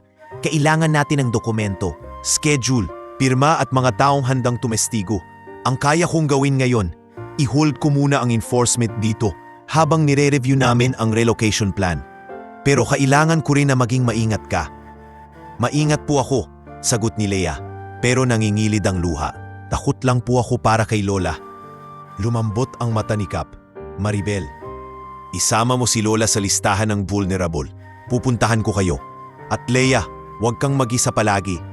Paglabas ni Leah ng barangay hall, naramdaman niyang kahit papaano, may pader siyang nasandalan. Pero alam niyang hindi sapat ang pader kung bulldozer ang kalaban. Sa parehong araw na iyon, sa opisina ni Attorney Pia Monteverde, nakaupo si Adrian na parang nauupos na kandila sa pagod. Nakaharap siya sa abogado, tahimik ang bibig, pero kumikirot ang ulo sa dami ng problema.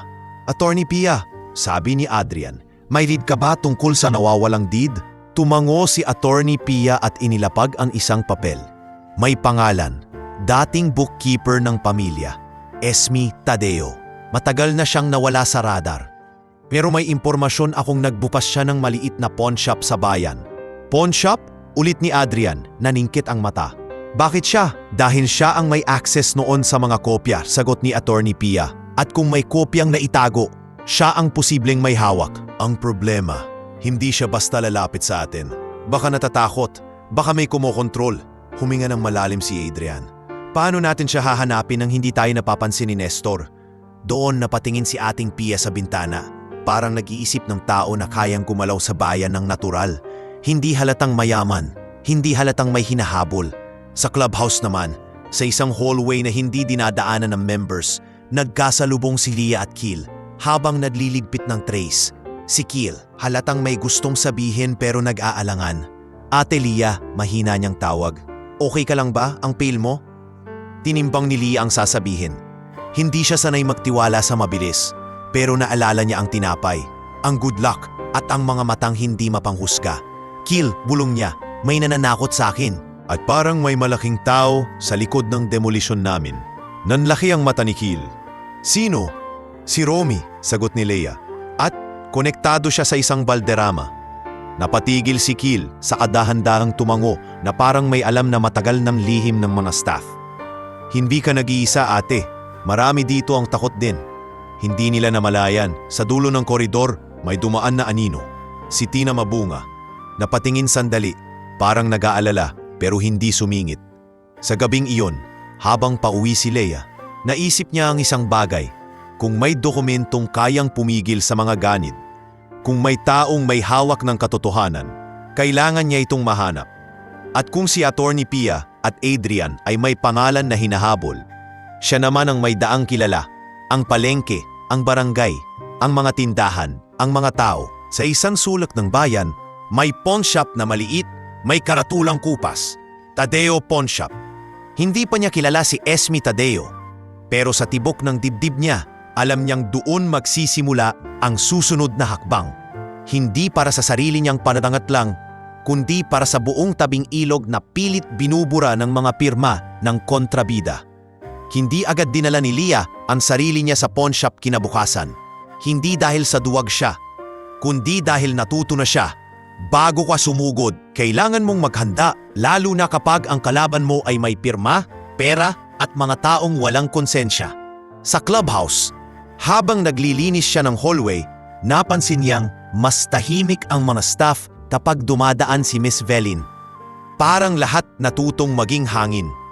Pero si Leah, kahit tahimik pa rin, iba na ang tingin sa paligid. Hindi na siya basta taga-punas, taga-masid na rin siya kung sino ang lumalapit, kung sino ang nag-uusap, kung saan dumadaan ang mga VIP na hindi nakalista sa schedule.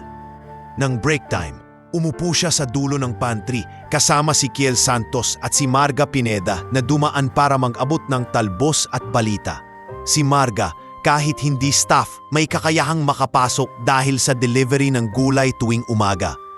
Leah, bulong ni Marga habang dinubuksan ng bayong. Dumaan si Kap. Maribel sa amin kanina. Pupunta raw siya sa tabing ilog mamaya para ilista yung mga matatanda. Napasinghap si Leah, tarang may konting ginhawa. Buti naman. Kiel, nakasandal sa pader, nakakunot ang noo. Ate Leah, tungkol dun sa Romy, hindi lang siya basta tao. May mga naririnig kami dito. Ano nga naririnig? Tanong ni Leah, dahan-dahan. May mga gabi, sabi ni Kiel, mas mahina, na may meeting sa maliit na function room. Hindi event, hindi wedding, tahimik lang. Tapos may isang lalaking matanda na dumadating. Hindi nagpapakilala, pero lahat tumitigil pag dumadaan. Nang marinig ni Leah ang matanda, may pumasok na pangalan sa isip niya. Nestor? Tumango si Kiel. Hindi sigurado pero halatang malapit. Yun ang tawag ng ibang guard, Sir Nestor. Sumikip ang dibdib ni Leah. Ibig sabihin, hindi lang simpleng pananakot ang ginawa ni Romy sa kanya. May sistema. Kung ganon, bulong niya, lalo akong hindi pwedeng umatras. Matapos ang shift, dumiretso si Leah sa tabing ilog para sunduin si Lola Seling. Hindi niya kayang iwan ang matanda sa gitna ng lahat ng ito. Ngunit pagdating niya, nakita niya sa harap ng barong-barong nila si Kapitana Maribel Tanganan, kasama ang dalawang barangay health worker, si Nurse Jonah Kabiling at si BHW Lani Rebuya. May dala silang clipboard at maliit na BP apparatus. O ayan, Leah, sabi ni Kap Maribel paglapit niya. Ikaw pala to? Hinga ka muna. Kumusta si Lola? Kap, sagot ni Leah, halos mabasag ang boses. Salamat po sa pagpunta. Si Lola Seling, nakaupo sa papad, tinatanggap ang pag-check ng BP. Ay hija, sabi ng matanda kay Kap Maribel, huwag mo na kaming problemahin. Marami kang hawak. Umiling si Kap Maribel. Kayo ang trabaho ko, Lola. At ikaw, Leah. Sinabi ko, huwag kang mag-isa palagi. May listaran tayo ng vulnerable. Isasama ko kayo. Pero may kondisyon ako. Ano po? Tanong ni Leah. Kailangan kong malaman kung may konkreto kang lead, sagot ni Kap Maribel. Yung sinasabi mong pawn shop, pupuntahan mo ba? Tumango si Lia, nagkakabuhulang lalamunan. Opo, pero hindi ko alam kung paano lalapit. Gamitin mo ang lakas mo, sabi ni Kap Maribel, diretso. Hindi yung lakas ng braso, yung lakas ng pagiging tao. Pero kung may maramdaman kang panganib, umatras ka, walang papel na mas mahalaga kaysa buhay mo. Nan umalis ang kapitana. Parang may apoy na pumirme sa dibdib ni Lia. Hindi apoy ng galit lang, kundi apoy ng direksyon. Kinabukasan, maaga siyang pumunta sa Tadeo Pawn Shop. Nagsuot siya ng simpleng damit. Nagdala ng maliit na pouch na may kaunting barya at lumang relos ni Lola Selling. Hindi para isanla, kundi para may dahilan siyang pumasok. Ang pawn shop ay maliit. May bakal na rehas sa counter at may bell sa pinto na tumunog nang pumasok siya. Sa loob, amoy lumang papel at metal. Next, tawag ng boses mula sa likod. Lumabas ang isang babaeng nasa 50, payat, maputla ang mukha at parang laging piyat. Nakapusod ang buhok at ang mga mata niya, hindi mata ng masamang tao kundi mata ng taong matagal ng takot. Anong kailangan? Tanong ng babae, mabilis at walang paligoy. Good morning po, maingat na sabi ni Lia. Ako po si Lia, may ipaparepair sana ako. Itinaas niya ang lumang relos kunwari. Sabi kasi nila, dito raw po marunong. Initigan siya ng babae, hindi siya ngumiti. Hindi kami repair shop, pawn shop ito. Opo, pasensya na, mabilis na sabi ni Lia, kunwari nahiya. Baka pwede ko na lang pong isanla. Pangdagdag lang po sana sa pang-upa. Pagkarinig ng pang-upa, bahagyang lumampot ang mukha ng babae pero bumalik agad ang pag-iingat. Wala kang ID? Meron po, sagot ni Lia. Inilabas ang barangay ID niya. Tahimik na binasa ng babae ang pangalan. Lia May Dizon, bulong niya. Parang kilala ang apelyido pero hindi sigurado. Saglit na katahimikan. Tapos biglang nagtanong ang babae, mas mahina ang tono. Ikaw ba yung nasa video? Nanlamig ang batok ni Lia pero hindi niya ipinakita ang gulat. Opo, sagot niya, dahan-dahan. Pero hindi ko po ginusto yun. Ang babae, si Esme Tadeo, napalingon sa pinto, parang tinitiyak na walang nakikinig. Bakit ka nandito? Tanong niya. Ngayon ay halos pabulong. Doon na pagtanto ni Lia. Hindi na kailangan magkunwari. Alam na ni Esme kung may bigat siya. Nanay Esme, maingat na sabi ni Leia. May mga tao po na mawawalan ng bahay. May demolisyon. At may mga taong nagmamadali.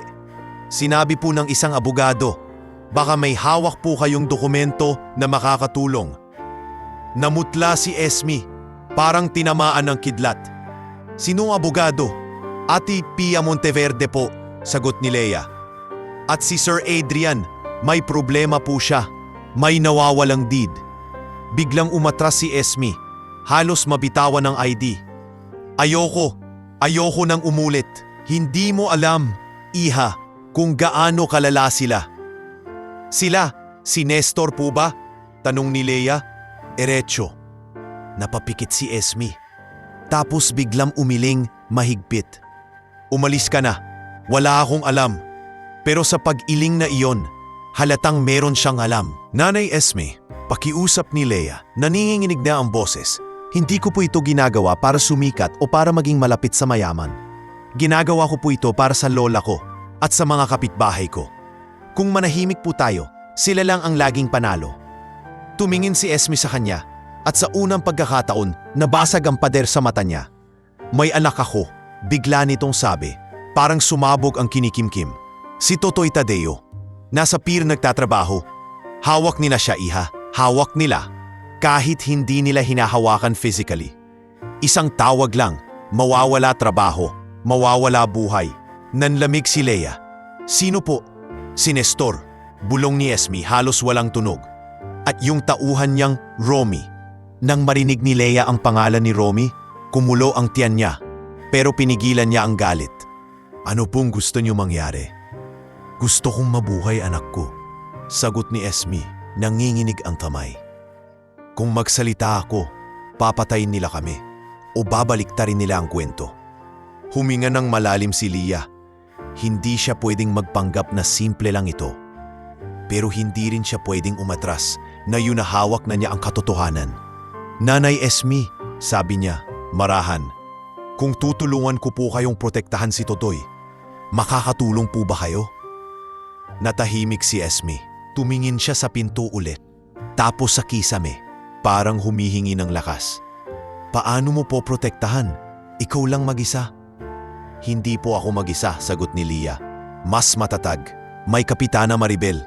May mga taong handang tumestigo at may taong may kakayahang lumaban sa legal, si Attorney Pia. Pero kailangan po naming malaman kung totoo yung document.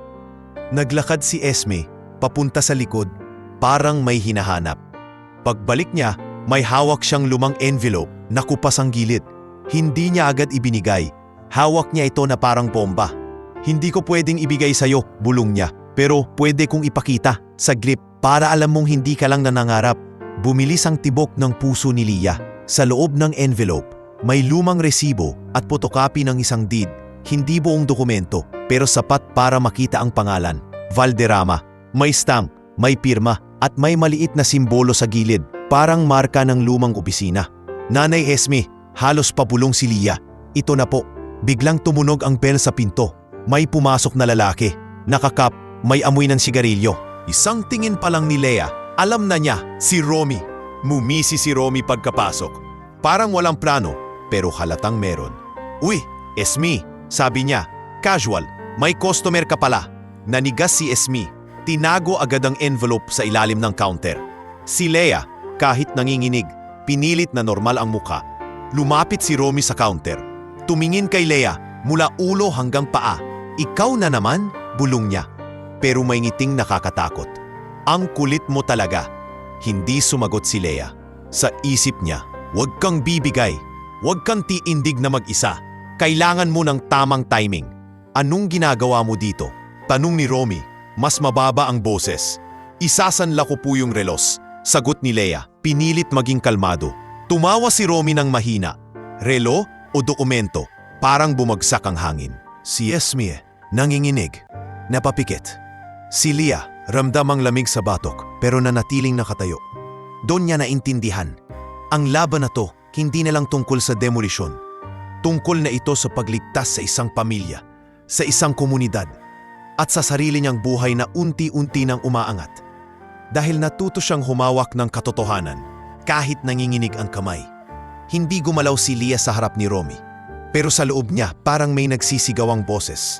Pakbo, sumigaw, lumaban. Ang problema, kung gagawin niya ang talinman doon, pati si Nanay Esme, pati si Totoy, pati si Lola Seling, madadamay. Kaya ang pinili ni Lia ay ang pinakamahirap, magkunwaring walang nangyayari, habang hinahanap ang paraan para mabuhay. Relo lang po, ulit ni Lea. Dahan-dahan, sabay iangat ang lumang relo sa counter. Pangdagdag lang po sa renta. Sumandal si Romy sa rehas ng counter. Parang may-ari ng lugar. Rent? Renta ng barong-barong sa tabing ilog? Aniya, nakangising nakakapaso. Baka wala ka ng rarentahan, Lia. Nanlaki ang mata ni Esme, pero pinigil niyang sarili na magsalita. Kita ni Lea ang pagpitik ng ugat sa sentido ng babae. Tanda ng matindong takot. Magkano po ba? Tanong ni Lea. Pinilit gawing normal ang usapan. Magkano? Ulit ni Romy, tumawa. Ang tanong, anong kapalit?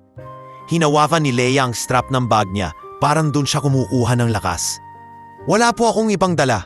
Mali, sabi ni Romy. Biglang lumapit ang mukha niya sa rehas. May dala ka, kaalaman. At ang kaalaman, delikado sa taong mahirap. Sa sandaling iyon, pumunog ulit ang bell ng pinto. Pumasok ang isang batang lalaki na may dalang kahon ng yosi at mga candy. Si Paolo Gatchalian, batang runner ng lugar. Napatingin siya kina Lia at Romy. Parang nakaamoy ng gulo. Ah, Paolo, sabi ni Romy. Bumalik sa casual na tono. Parang wala lang. Dito ka, Kuya Romy. Maingat na sabi ni Paolo. Lumingon kay Esme. Nanay Esme, may pinapakuha si Mama sa'yo. Yung resibo daw nung huli. Napakurap si Esme, halatang naghahanap ng pagkakataon. Oo, sandali. Habang abala si Esme sa pagkuha ng resibo sa drawer, mabilis na sumenya si Lia kay Paolo, isang tingin na may pakiusap. Hindi niya alam kung maiintindihan ng bata, pero sinubukan niya. Itinuro niya ng bahagya ang cellphone sa bulsa niya. Saka tumingin sa pinto, parang sinasabing tumakbo ka, humingi ka ng tulong. Saglit na nagdadalawang isip si Paulo. Tapos, parang may naalala. Si Leah, kilala sa tabing ilog, yung dalagang isang paa na laging nagtitinda noon sa palengke. At kung may alam ang mga bata sa lugar, yun ay kung sino ang mabait at kung sino ang mapanganib. Tumango si Paulo ng napangaliit, halos hindi halata, saka lumabas na parang normal lang. Pero sa paglabas niya, mabilis ang hakbang, hindi na pang-runner, pang-rescue. Samantala, si Romy, parang nakahalata sa pagbabago ng hangin. Tiningnan niya ang pinto, tapos bumalik ang tingin kay Leah, naningkit. "May pinapaabot ka ba?" tanong niya. Biglang wala ng ngiti. "Wala po," sagot ni Leah, pero ramdam niyang nanginginig ang boses niya. Biglang kumilos si Romy. Isang mabilis na abot sa ibabaw ng counter, sinubukang halukayin ng ilalim. Parang hinahanap ang envelope. Napasigaw si Esme. "Hoy! Anong ginagawa mo?" Sigaw ni Esme. Unang beses lumabas ang tapang sa boses niya. Tinulak ni Romy ang rehas. Nagmukhang mas malaki ang katawan. "Esme, wag mo kong subukan. Alam mo ang usapan natin." Hindi na napigilan ni Leah. "Usapan? Ganyan ba kayo? Nanakot para sa papel?" Umikot ang mata ni Romy kay Leah. Parang sawa na sa kanya. "Leah, last warning. Umalis ka kung ayaw mong ikaw ang maging dahilan na masama." "Huwag mong idamay si lola ko," sumabog ang boses ni Leah, pero pinigil niyang sumigaw. "Wala siyang kasalanan." Natawa si Romy. Malamig. "Di umiwas ka." Sa labas, habang umiinit ang eksena sa pawn shop, nakarating si Paulo sa tapat ng clubhouse. Hindi dahil doon lang siya familiar, kundi dahil doon niya alam na may mga taong may koneksyon.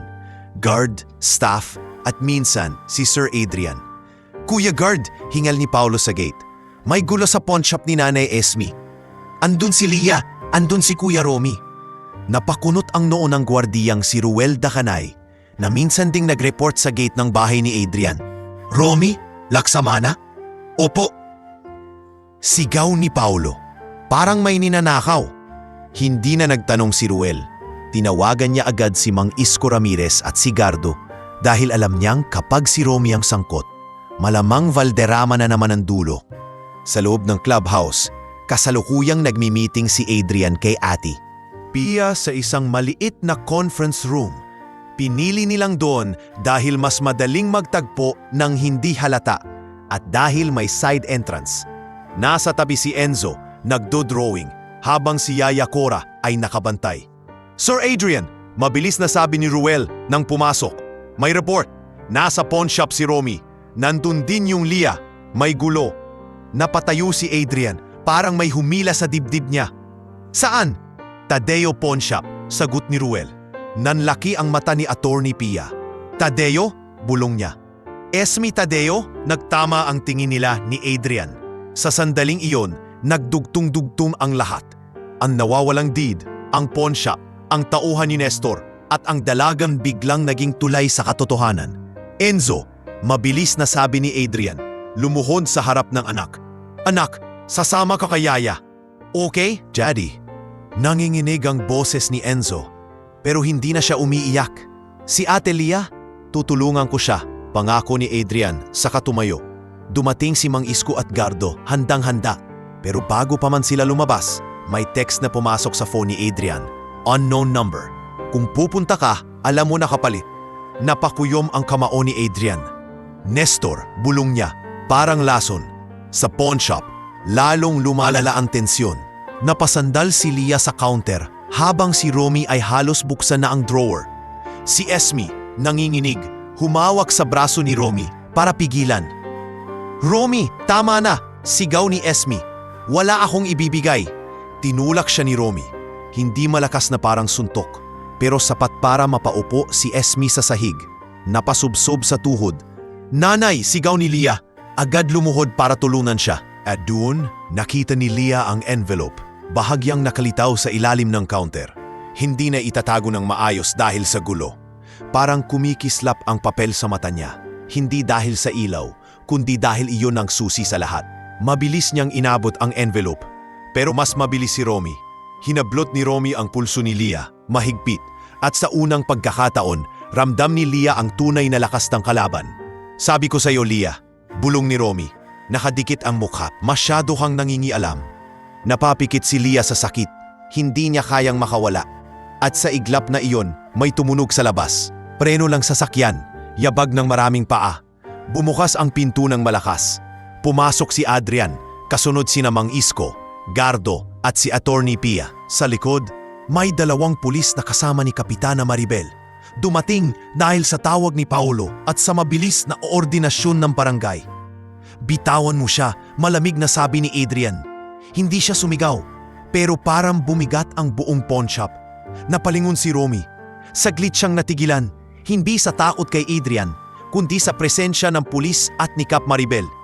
Sir Adrian, kunwari maayos na sabi ni Romy. Binitawan ng kaunti si Leah, pero hindi tuluyan. Nag-uusap lang kami. Hindi mo kailangan hawakan ang pulso niya para mag-usap. Putol ni Kap Maribel. Lumapit, matalas ang mata. Romy Laksamana, ilang beses ka nang nire-report sa akin. Ngayon, may witness na. Napalunok si Romy, sumulyap sa envelope. Wala kayong ebidensya. Doon lumapit si Ateri. Pia, mabilis at dinampot ang envelope mula sa pagkakalitaw. Hindi niya ito binuksan agad, pero kita niya ang stamp at ang pangalan. Meron, sabi ni Ater. Pia, tumingin kay Romy. At ngayon, alam ko na kung sino ang nagtatago at kung sino ang nagnanakaw. Umiling si Romy, biglang umatras. Hindi niya yan magagamit. Pwede, sagot ni Ater. Pia, mas matalim. At kung may threat dito, i-add natin sa kaso. Sa tabi, si Leah ay tinulungan ni Adrian tumayo. Hindi niya hinawakan siya ng parang mahina. Hinawakan niya siya na parang kapantay, parang kakampi. Okay ka? Mahina niyang tanong. Tumango si Leah, nanginginig pa rin. Opo, pero si Nanay Esme. Protektado kayo. Singit ni Kap Maribel, lumuhod kay Esme. Nurse Jonah, tawagin mo ang ambulance kung kailangan. Si Romy, nakikita na ang pagkipot ng mundo. Biglang umisi ulit, yung ngiting hindi nawawala kahit dihado. Akala niyo tapos na? Kapag nalaman ni Sir Nestor to, hindi na siya tinapos ni Adrian. Alam na niya. Pero ngayon, hindi ka na niya maililigtas. Sumenyas ang kulis. Ginoong Romy Laksamana, sumama ka. Nagwala si Romy. Sinubukang sumingit palabas, pero hinawakan siya ni Mang Isko at Gardo. Sa pagtutulakan muntik nang matumba si Leah, pero sinalo siya ni Adrian. Mabilis. Sa gitna ng ingay, si Leah ay napatingin sa envelope na hawak ni Attorney Pia. Sa unang pagkakataon, naramdaman niyang may hawak na silang sandata. Hindi baril, hindi suntok, kundi katotohanan. Pero alam din niyang ang katotohanan, kapag lumabas, may kapalit. At ang susunod na darating ay hindi na tauhan lang. Ang susunod na darating, ang utak. Ang kontrabida na may pangalan, si Nestor Valderrama mismo. Hindi natulog si Leah ng gabing iyon. Kahit nasa bahay na siya, kahit katabi na niya si Lola Seling na hinihingal sa pagod at emosyon, kahit nakasara na ang pinto at naka-off ang ilaw, naroon pa rin ang tunog sa tainga niya. Ang boses ni Romy, ang kalabog ng pinto ng pawn shop, ang bigat ng yabag ng mga pulis, at yung malamig na pahiwatig. May darating pang mas malala. Sa kabilang panig ng bayan, sa bahay ni Adrian, hindi rin tahimik. Nasa sala si Attorney Pia Monteverde.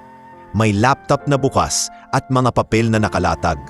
Si Yaya Cora ay paulit-ulit ang pagdadasal sa tabi ng altar. Si Mang Isko ay naglilibot sa labas.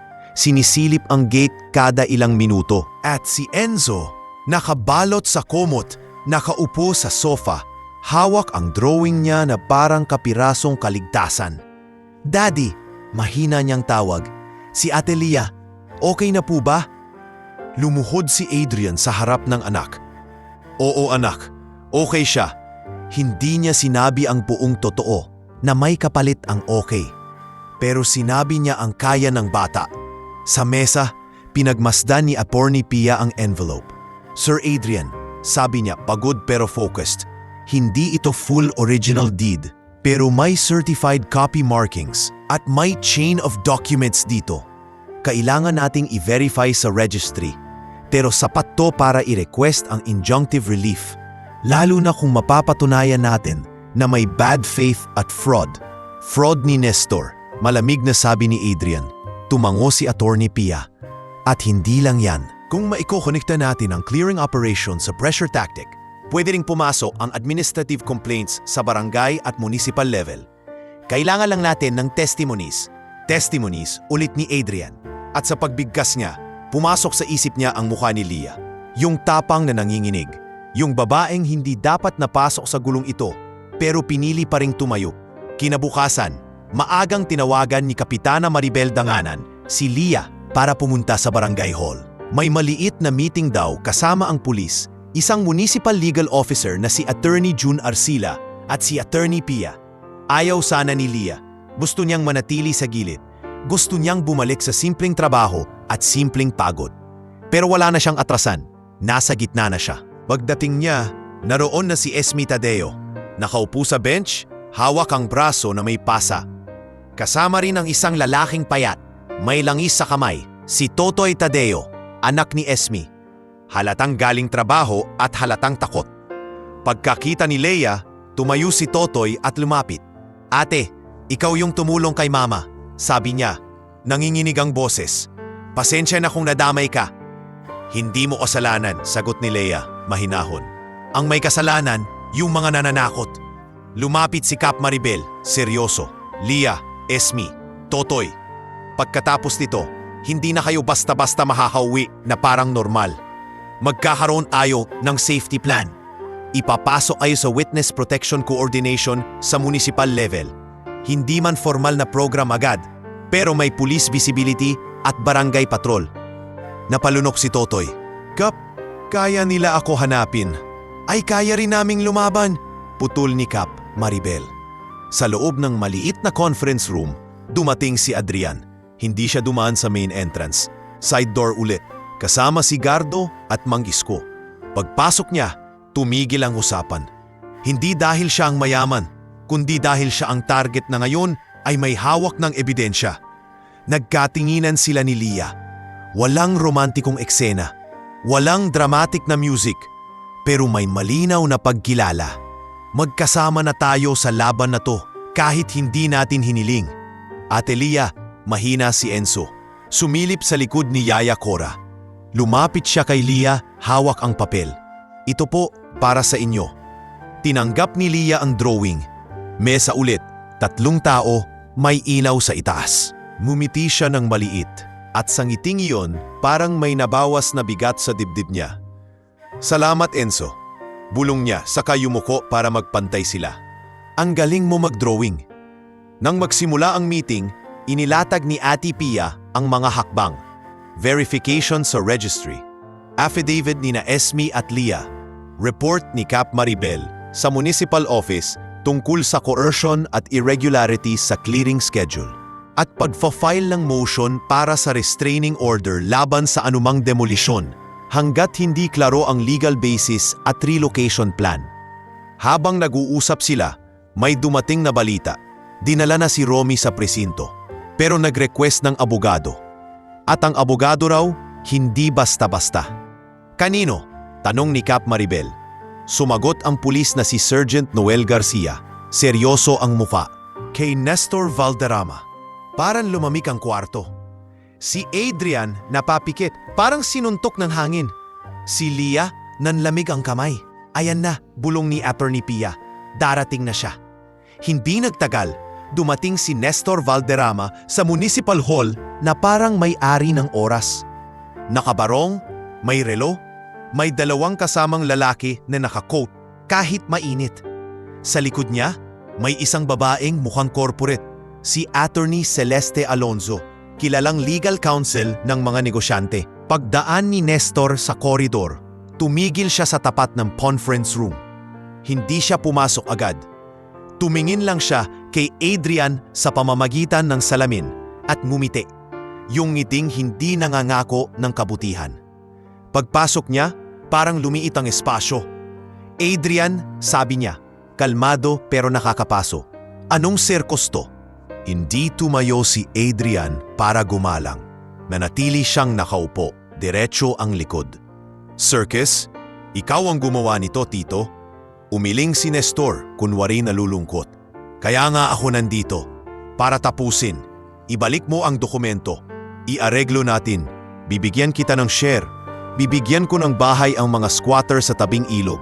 Lahat masaya. Napatingin si Leah. Napakuyom ang kamao. Gusto niyang sumabog. Squatter. Isang salitang kinawang kutsilyo sa lalamunan nila. Hindi kami squatter. Biglang sabi ni Leah. Nanginginib pero malinaw. Napatigil ang lahat. Tao kami. May pangalan. May matanda. May bata. May buhay. Tumingin si Nestor kay Leah na parang ngayon lang niya napansin na may ganitong tao sa mundo. At ikaw, sino? Leah May Dizon, sagot niya. At ikaw po ang dahilan bakit gusto niyong burahin ang tabing ilog kasi convenient sa inyo. Tumawa si Nestor ng mahina. Napaka-dramatic. Akala mo bayani ka? Isang paa ka lang pero ang laki ng bibig mo. Parang may dumaan na apoy sa mata ni Adrian. Tumayo siya, isang iglap at napalakas ang boses niya. Unang beses sa harap ng lahat. Hindi mo siya babastusin, mariing sabi ni Adrian. Kung gusto mong ilabas ang dumi mo, sa akin mo ilabas. Huwag sa mga paong wala kang karapatang tapakan. Ngumisi si Nestor, pero tumalim ang tingin. So pinoprotektahan mo na siya ngayon? Yan na ba ang bagong palabas mo, Adrian? Pabait-baitan para sa kamera?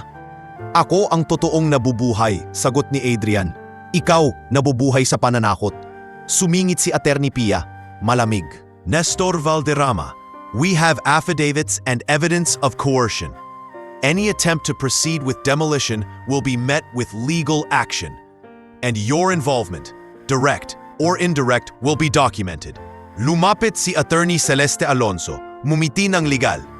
We deny all allegations, and we will challenge the authenticity of those copies. Then verify it. Putol ni Attorney Pia, we will. Public record does not lie. Saglit na natahimik si Nestor. Tapos biglang nagbago ang tono. Mas mababa, mas personal. Lumapit siya kay Adrian. Halos magdikit ang mukha. Akala mo panalo ka na, bulong niya. Hindi pa tapos. Kapag hindi kita nakuha sa papel, kukunin kita sa ibang paraan. Narinig yun ni Leah. At kahit nanginginig, lumapit siya ng kalahating hakbang. Hindi para makipagsigawan, kundi para ipakita na hindi siya uurong. May mga tao na po ngayon, sabi ni Leah, nakatingin kay Nestor, na nakakita sa totoo. Hindi nyo na mababaliktad lahat. Sa labas ng Municipal Hall, nagsimula ang pagbabago. Kinahapunan, dumating ang mga taga-media ng lokal na radyo. Si DJ Ramil Ocampo, nagtanong tungkol sa delayed demolition at relocation plan. May mga residente ng tabing ilog na nagpunta, kasama si Aling Nena, Tita Lori, pati si Marga. Hawak nila ang mga placard na hindi magarbo pero totoo. Relocation, hindi pananakot. Bahay, hindi bulldozer. Sa sumunod na linggo, na-hold ang clearing operations dahil sa temporary restraining order na inihain ni Attorney Pia at sinangayunan matapos ma-review ang mga dokumento at irregularities. Hindi pa ito total win. Pero ito ang unang hinga ng tabing ilog sa mahabang panahon. Si Esme at Totoy na ilipat sa mas ligtas na lugar sa tulong ng barangay at pulis patrol. Si Romy humarap sa kaso. Hindi pa nakakulong ng tuluyan, pero hindi na rin malaya mangharas gaya ng dati.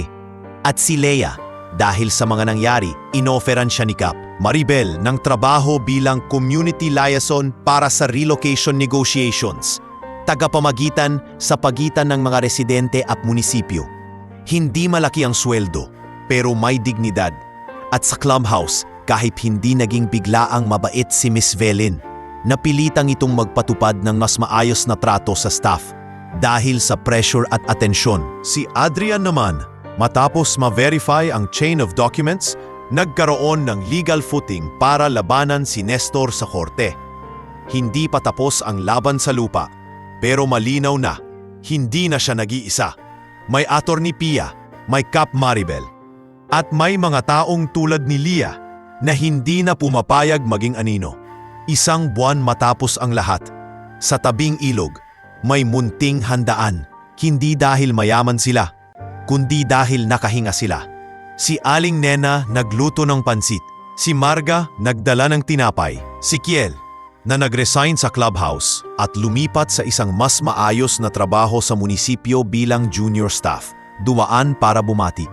Sa gitna, May mesa, mahabang kahoy na pinagdugtong-dugtong ng mga kapitbahay. Umupo si Lia sa tabi ni Lola Seling. Sa kabilang side, dumating si Adrian kasama si Enzo at Yaya Cora.